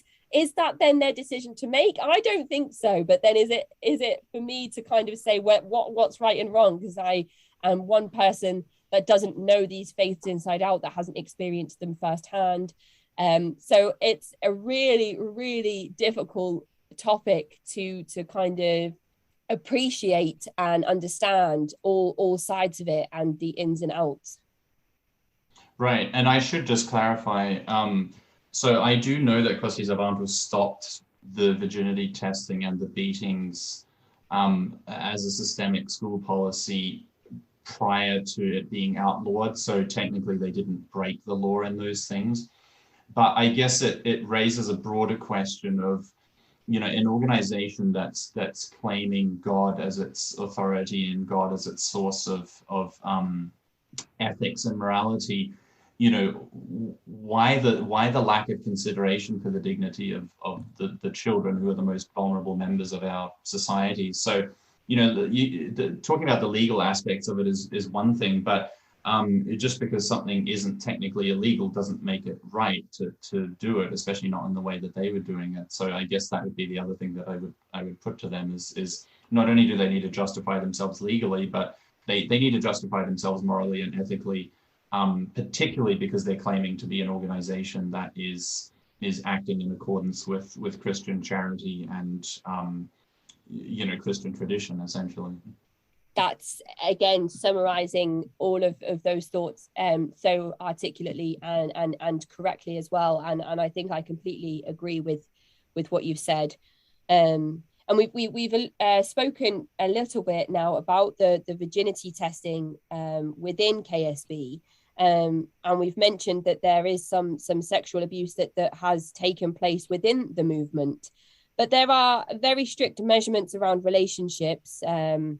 And one of those things is checking if a female has had sex. And sometimes those virginity tests have happened, apparently anyway, with girls as young as 5 years old, which is just, I don't even know if there are any words, because even if a child at 5 years old was to fail that virginity test, how in any way would that be that child's fault? Which is just... And then what are the consequences for that 5-year-old child if the test comes back that they are that they don't have their virginity, which is just, I can't even, it's horrible. So what is your knowledge of these virginity tests? You said that they are now no longer legal. They don't take place as far as we know, but they have taken place before. Yeah, so up until about 1996, I believe.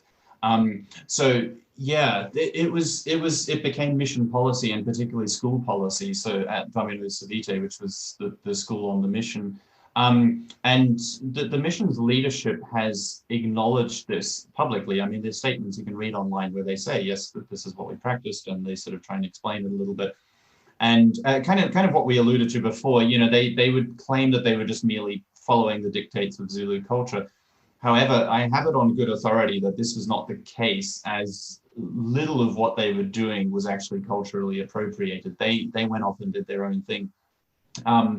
So the way the virginity tests apparently were administered was very sterile and unceremonious. And again, I need to credit Lempilo Malinga, because I heard an interview that she and Erica Bonman did recently where they gave an overview of the virginity testing at the mission.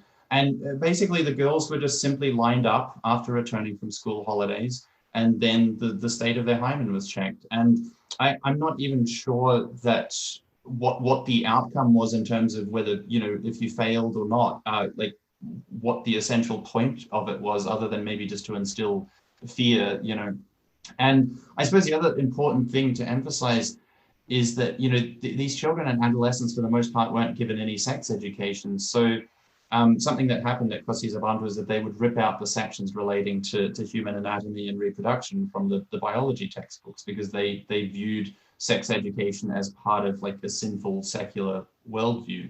So, you've got these very young children and teenagers that are given basically no understanding of what this is even about, and then subjected to this very invasive procedure without any sense of consent on their part as well. And I mean, just if it's true that this was happening to girls as young as 5, I mean, how can there possibly be any justification for that? So the other thing that's extremely problematic, and I mentioned this in one of the essays I wrote, is I've also not seen any evidence to suggest that the leadership of the mission took the possibility of sexual abuse into account with regards to virginity testing. Because if you find, let's say, a 5 or a 6-year-old girl, where there's an issue, that the first thought is this child has been sexually abused, not Absolutely. This child is impure. Now, I just don't know what they did in a case like that, whether they actually took it seriously and did the right thing.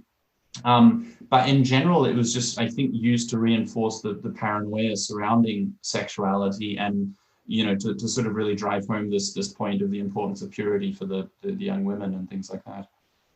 I guess like the all-seeing eye as well. Like if you are involved in situations that may result in you no longer having your virginity, then we will know about it.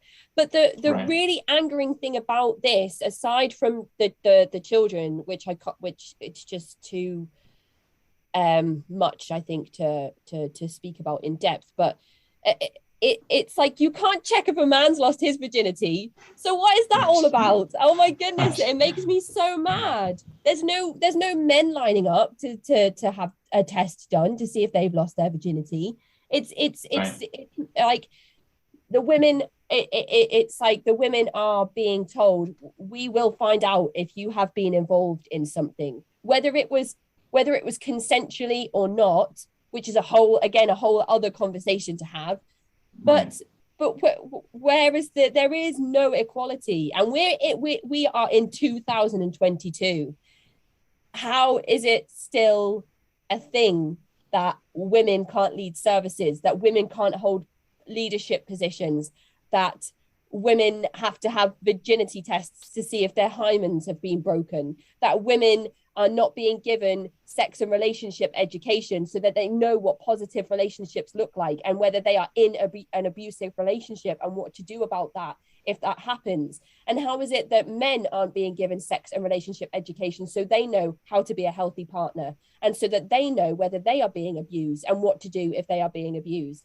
How is it 2022 and so many of these faith-based movements are not incorporating this into their everyday practices? It's wild to me. Again, might be another one of those things where I'm just talking at it from a perspective of non-experience within a faith-based group, and it's so easy for me to sit here and say, why don't these things happen?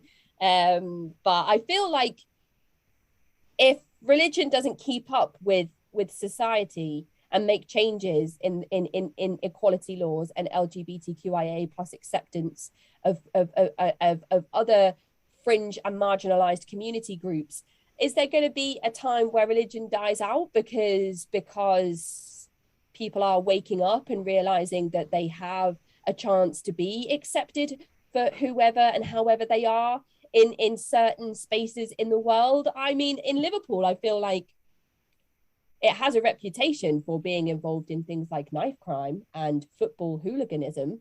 But if a man was to walk past me with a full-length beard and a dress and high heels, I don't think I would turn my head and look twice, because there is like a huge LGBTQ presence in Liverpool, and pride is huge over here.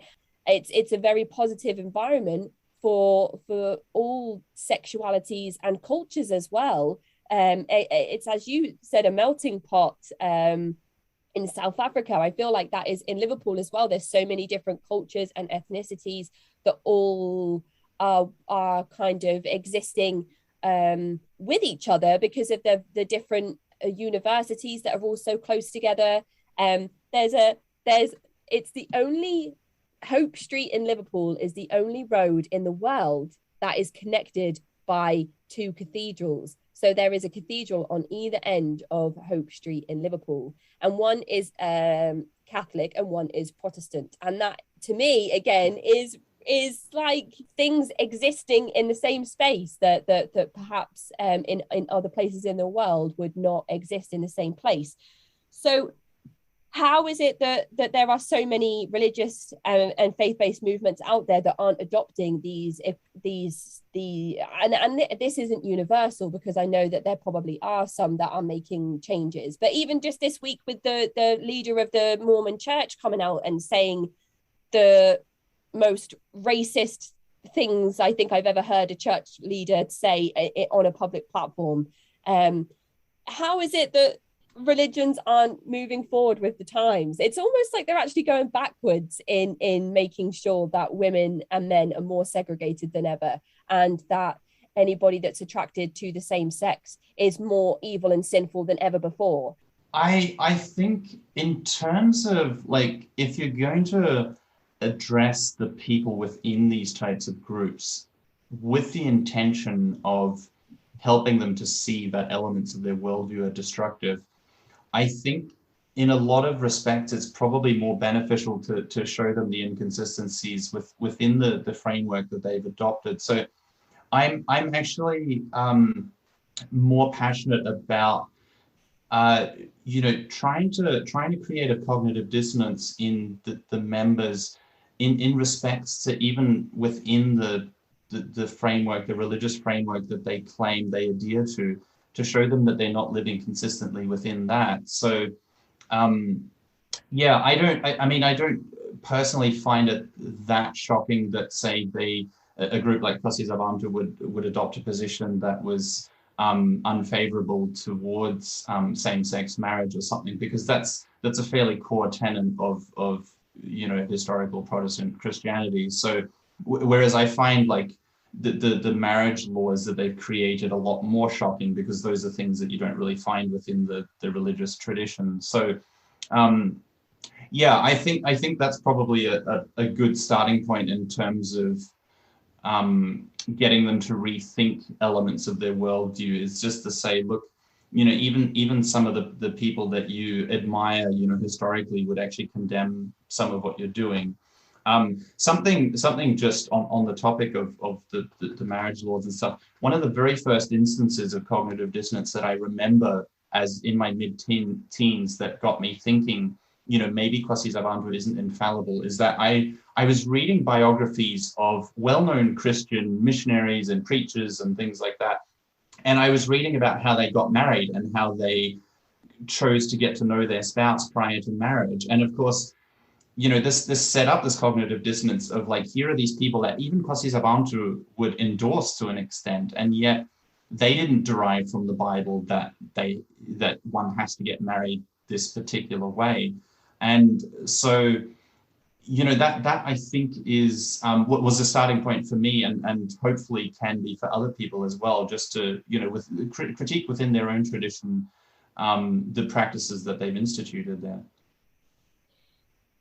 And in terms of individualism and realizing that you may have interests and hobbies and things inside KSB, are you allowed to take part in sort of reading, watching TV, or using the internet on your own terms, or is it restricted, or is there kind of a set list of books that you're allowed access to? I know that it might differ in different parts of the world, but do you have any idea of what this is like in South Africa specifically? So TV was prohibited, basically. I mean, they had the attitude that owning a TV would give you access to too many worldly and sinful things. So it's a no-no, basically. I read a report about the mission in which a former member of KwaSizabantu stated that the internet usage was monitored there as well. I'm actually not sure how pervasive that was. I'd have to talk to like other members that are still there, which of course is very difficult to do. But there was definitely a paranoia surrounding things like movies and TV and internet. I had a recent exchange with somebody as well who was excommunicated because she watched a movie that was deemed, sinful by the leader of the mission. And so, there were some very strict rules surrounding that.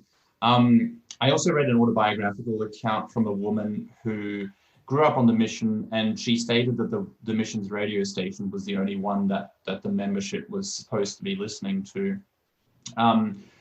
So one of the more amusing memories, just on a more personal note, within Australia, so my mother was a lot more open-minded on certain things, and so we actually purchased a TV when we moved to Australia, even though this was very much frowned upon in general. And so something that would happen is if we had the TV out and somebody from the church unexpectedly came to our front door, there would be this rather frantic scuffle and skirmish to try and move the TV out of sight, into one of the bedrooms. So, and it's sort of something that just amuses me now looking back on it, but yeah, also realizing that, it's sort of the level of paranoia about other people in the church finding out about this is kind of just interesting now. Funny as well about how your parents, perhaps you didn't realize at the time, but had more of a liberal approach to their commitments to the church. If they were allowing you to have a TV, but know that it's not particularly a good thing if anybody else within the church was to see that you had a TV. So it's kind of interesting that your parents were in a position where they were kind of sneaking around as well and doing things. Right. So at this stage, after we moved to Australia, it was just my mum, because my parents separated and my dad was in America. And yeah, my mum is somebody that really represents a lot of the best aspects of Christianity, I would say, in a person. She certainly encouraged education, and she was just more open-minded. I never had the sense, for example, that we were in danger of being excommunicated if we wanted to date somebody or something like that. Right. we certainly would have come under scrutiny from the church, but so she was always a little bit more independent-minded, maybe partly because, she hadn't grown up in KwaSizabantu either, so she had this kind of course, yeah, point of reference prior to becoming part of this that informed her Christian worldview as well. But just on the subject of movies and propaganda. So on the negative side of things, you had all of these prohibitions, but one interesting element of KwaSizabantu was the things that they really pushed in terms of the movies that they made you watch, especially the children. So one movie that just about every child had to see at KwaSizabantu growing up was a movie called The Burning Hell. And this was created by a fundamentalist Baptist preacher, I believe he was, a guy called Schricker. And it's quite literally just this depiction of hell in all of its sort of B-grade horror movie glory, where, these incredibly distressing images were shown to the children, as young as 4 and 5 years old. And, with the stated intention, essentially, of fostering a fear of God and a fear of breaking the rules. This is kind of like, this is where you're going if you don't keep confessing your sins to us, and if you deviate from the rules. I was also at KwaSizabantu in South Africa in 2005 for their mid-year youth conference, and one of the movies that was shown at the youth conference was Mel Gibson's The Passion of the Christ. Mm-hmm. Now, they had kids coming from all around the country, many of them without their parents present. And as far as I remember, there were kids as young as 8 that were subjected to, what the great film critic Roger Ebert called the most violent film he had ever seen, in this particular movie.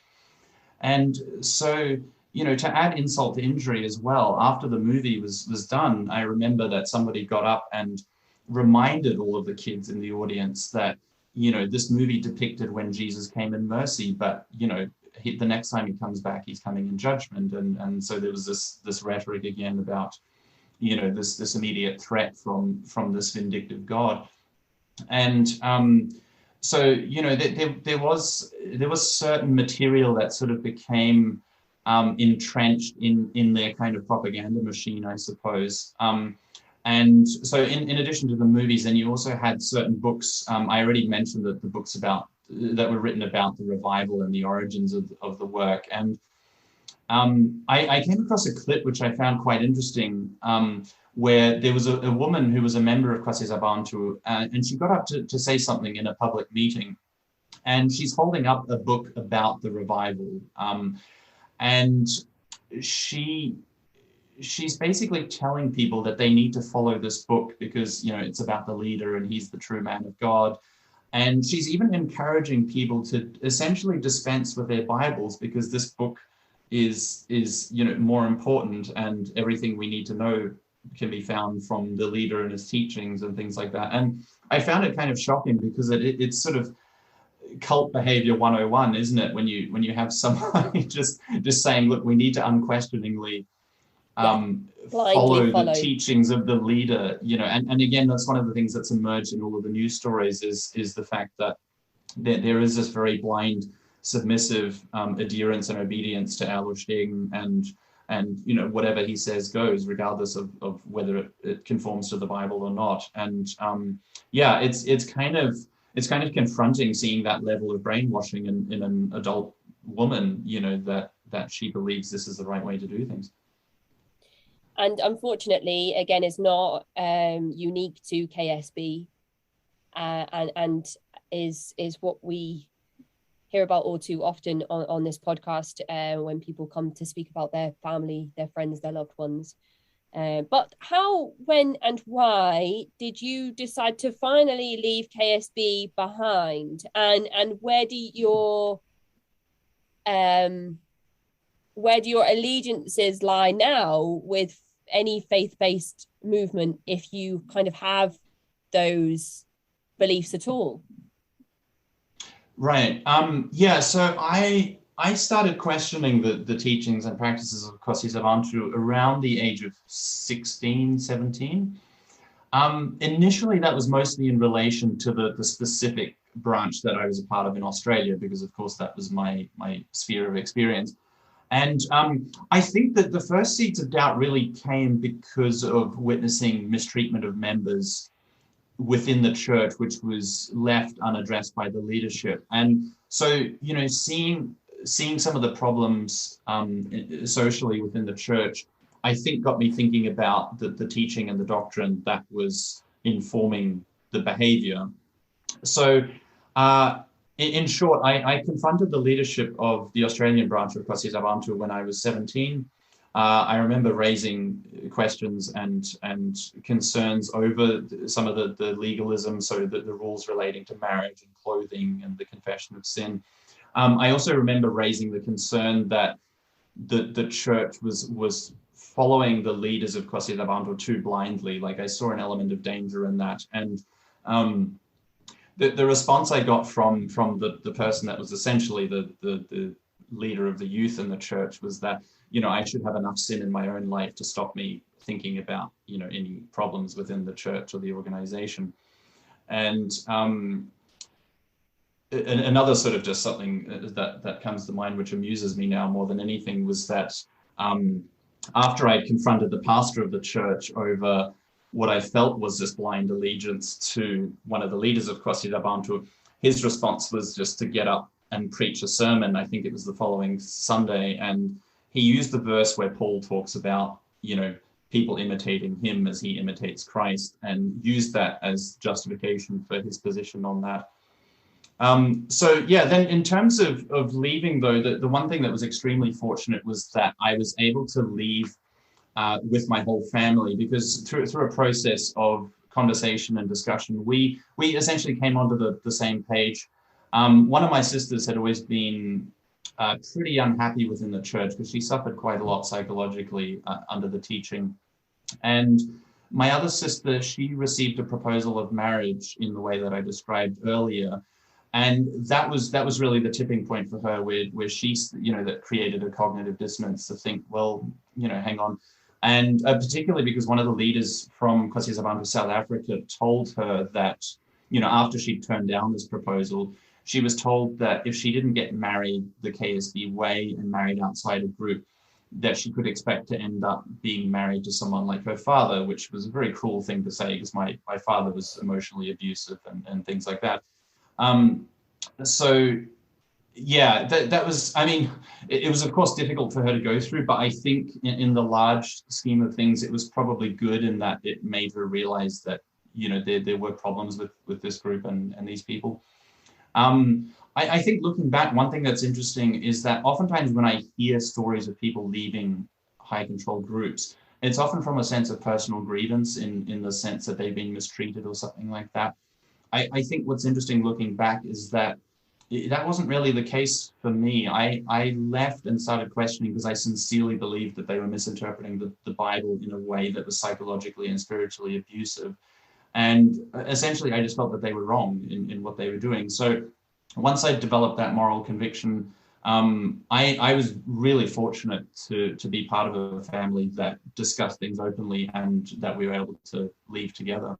Absolutely. And you said that you were slightly different in the way that you kind of recognized your moral conviction and then decided to kind of double down and stick with it, but also different in the way that your family all decided to end your commitments to the KSB church at the same time too. I feel like that is not something that we often hear on the show. It's usually one person leaves and they are cut off from their family and friends, or one person leaves and they kind of have a little bit of contact with family, or one person leaves and spends the rest of their life trying to convince their family to leave, or one person leaves and then another, and it's a slow process until a lot of the family have decided to make a change from that high demand religious group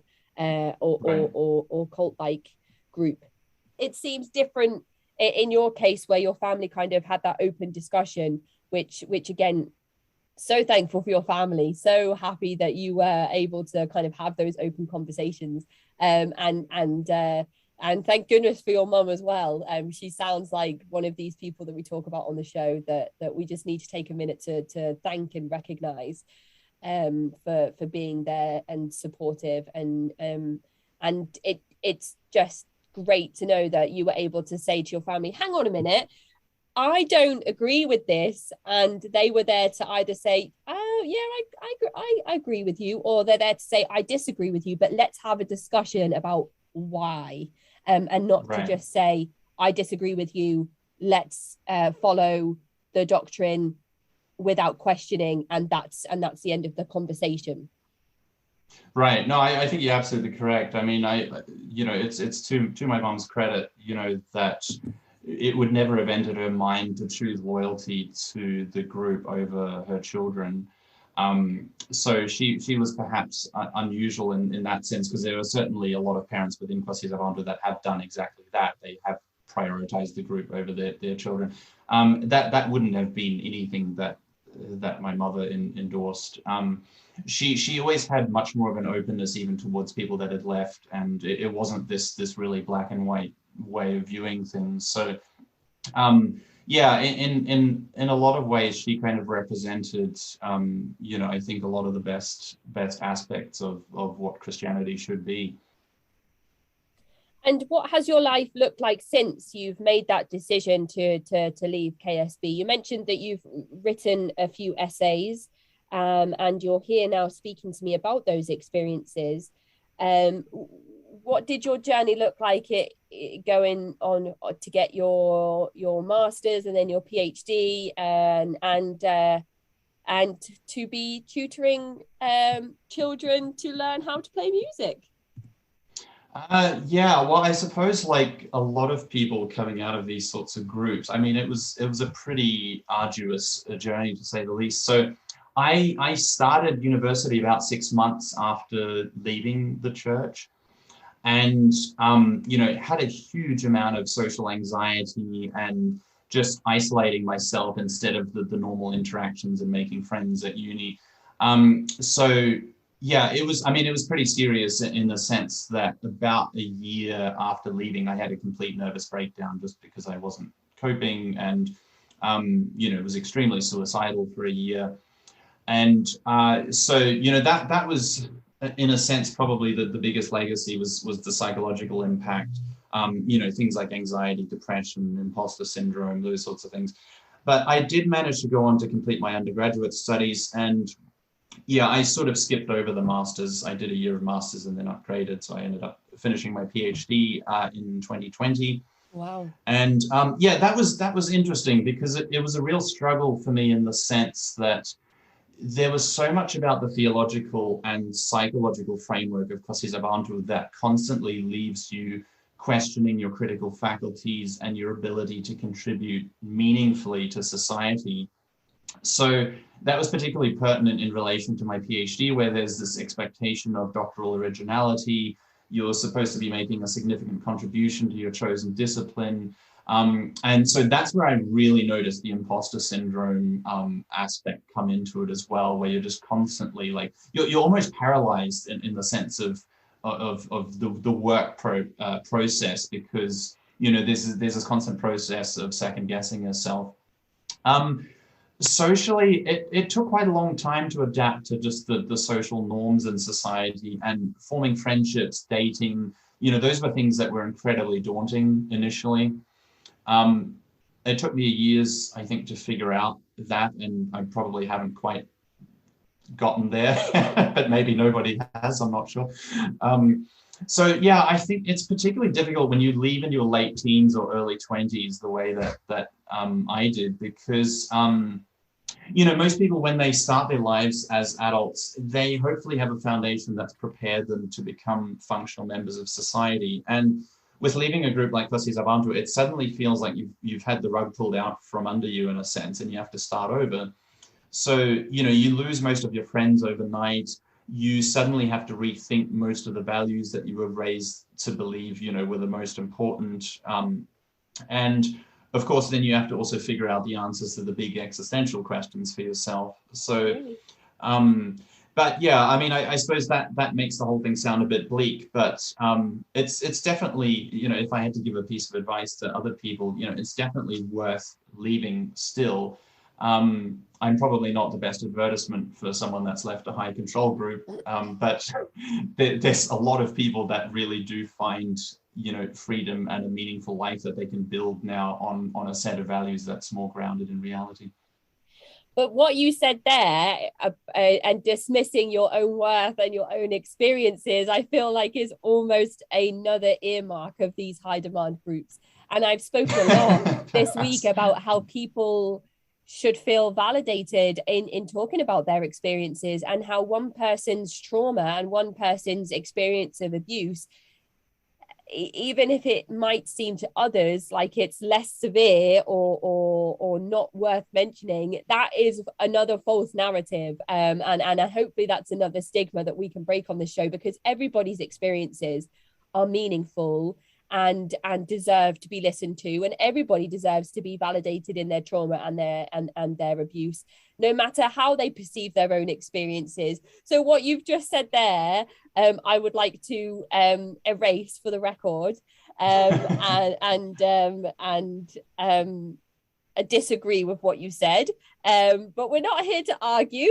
So I guess a summary of our episode today would be that I'm not familiar with KSB, and that I think that's been pretty clear in this episode. My introduction to them has been through your correspondence with me, and reading some of the resources that you've sent over, that include your essays, and going to read some news articles that came out in 2020 about the scandal that's taken place with KSB.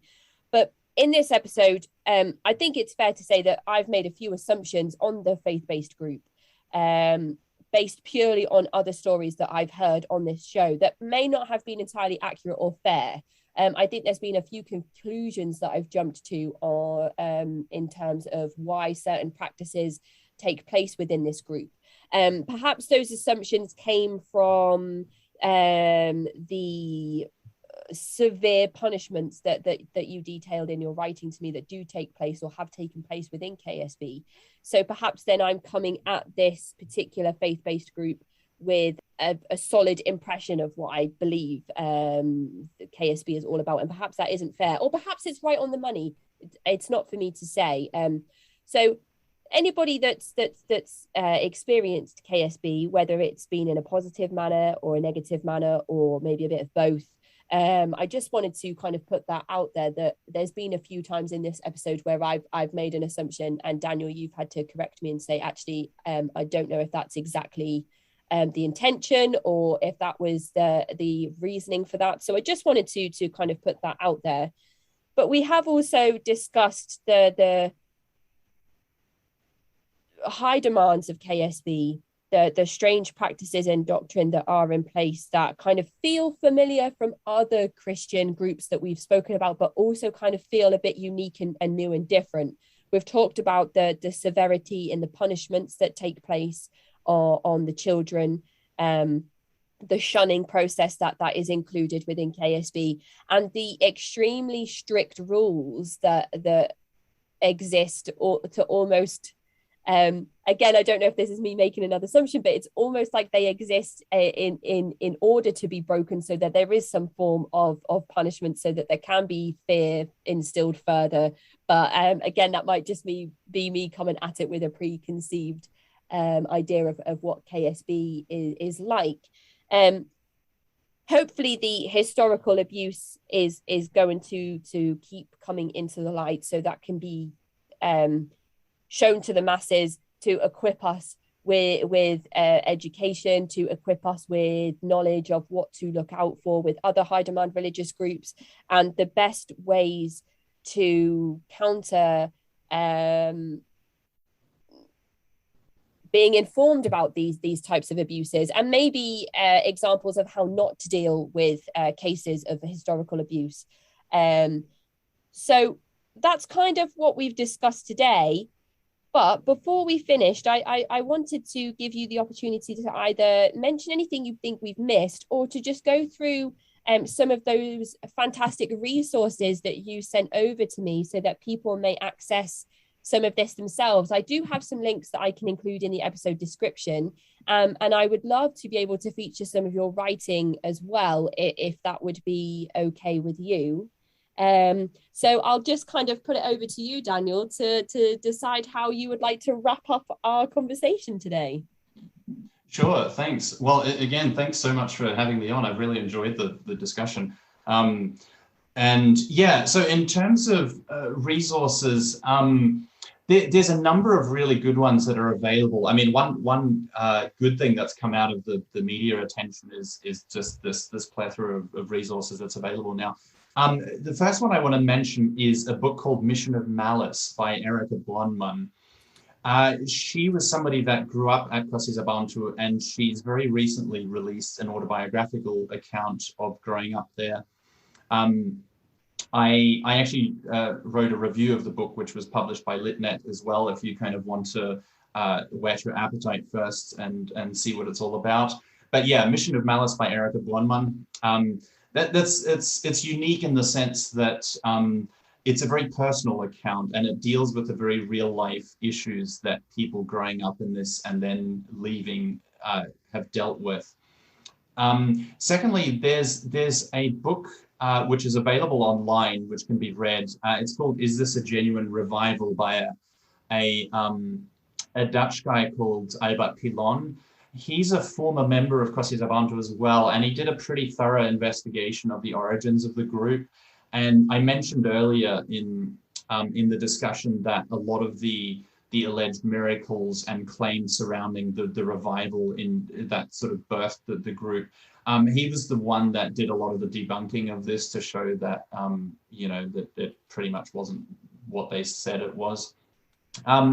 So in terms of the more recent news stories and articles, the broadcasting agency that took it upon themselves to do the expose of KwaSizabantu was an organization called News 24 in South Africa. So they did an extensive investigation into KwaSizabantu starting in 2020.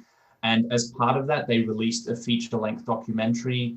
They released 4 podcasts and quite a large number of articles which expose some of the abuse and the cultic practices there.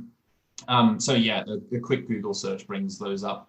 Then there's also a website called KSB Alert, which is basically just a website dedicated to exposing the group. And that's existed actually for quite a number of years now. So there's a really large number of resources relating to KwaSizabantu, and it covers a lot of different topics, everything from the abuse to the theology to some of the history of the group. So that's worth checking out.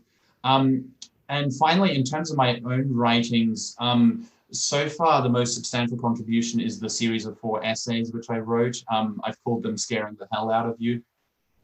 And they are based around the role of fear within the theology and practices of KwaSizabantu and the psychological implications for children. So specifically, the 4 essays deal with fear of God, fear of authority, fear of self, and fear of the outside world.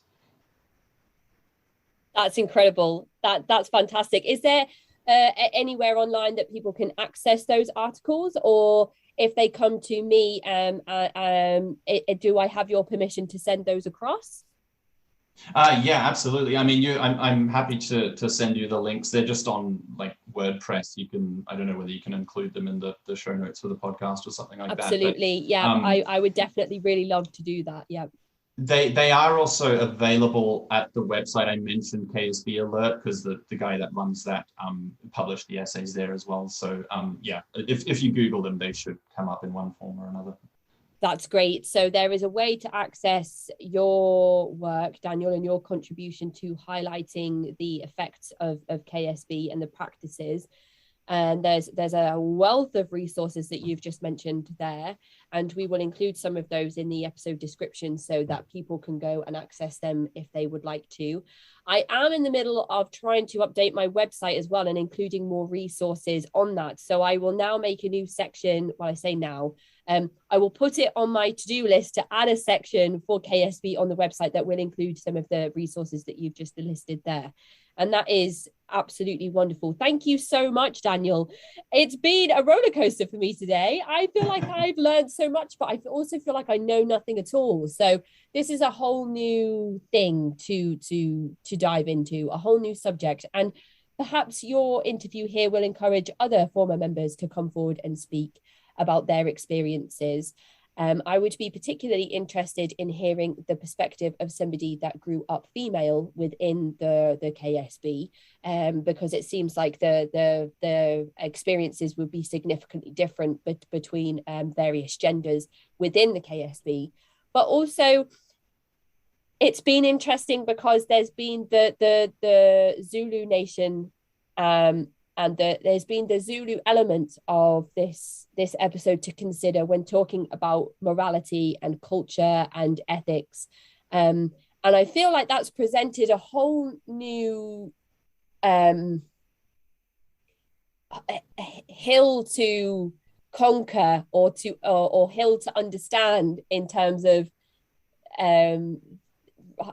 religious movements that exist within the Christian and Christianity realm, but also include segments of other cultures and influences. So that's going to be like a whole new thing for me to try and understand and inform myself on. So thank you so much for bringing me your experiences, your understanding of KSB, not just through your experiences, but further afield, for coming on the show and talking to us about your family, your personal experiences, the experiences of others, and highlighting the processes of KSB and the changes that have taken place, and all the other stuff that we've mentioned around the systemic abuse, and highlighting that on the show, and for coming here to hopefully have your experiences and other experiences validated, and to educate the listeners on all of the stuff that we've spoken about today. So thank you so much for your time, Daniel, and I hope that you enjoy the rest of your evening, because it's so late now where you are.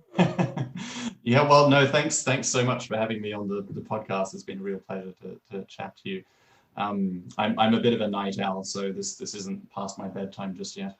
I always find it difficult to wind down after interviews as well when I have them in the evening. So perhaps you'll be awake for a few hours now, reflecting on things, probably thinking, oh, I should have mentioned this and I should have mentioned this, and all of that stuff that comes with trying to switch off after such an in-depth conversation. But thank you so much, Daniel. I'll speak to you soon.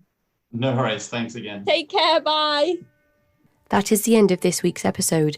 If you'd like to get in touch, you can find me at cultvaultpodcast@gmail.com or follow me on Twitter and Instagram @cultvaultpod. I am your speaker, Casey, and this has been the Cult Vault.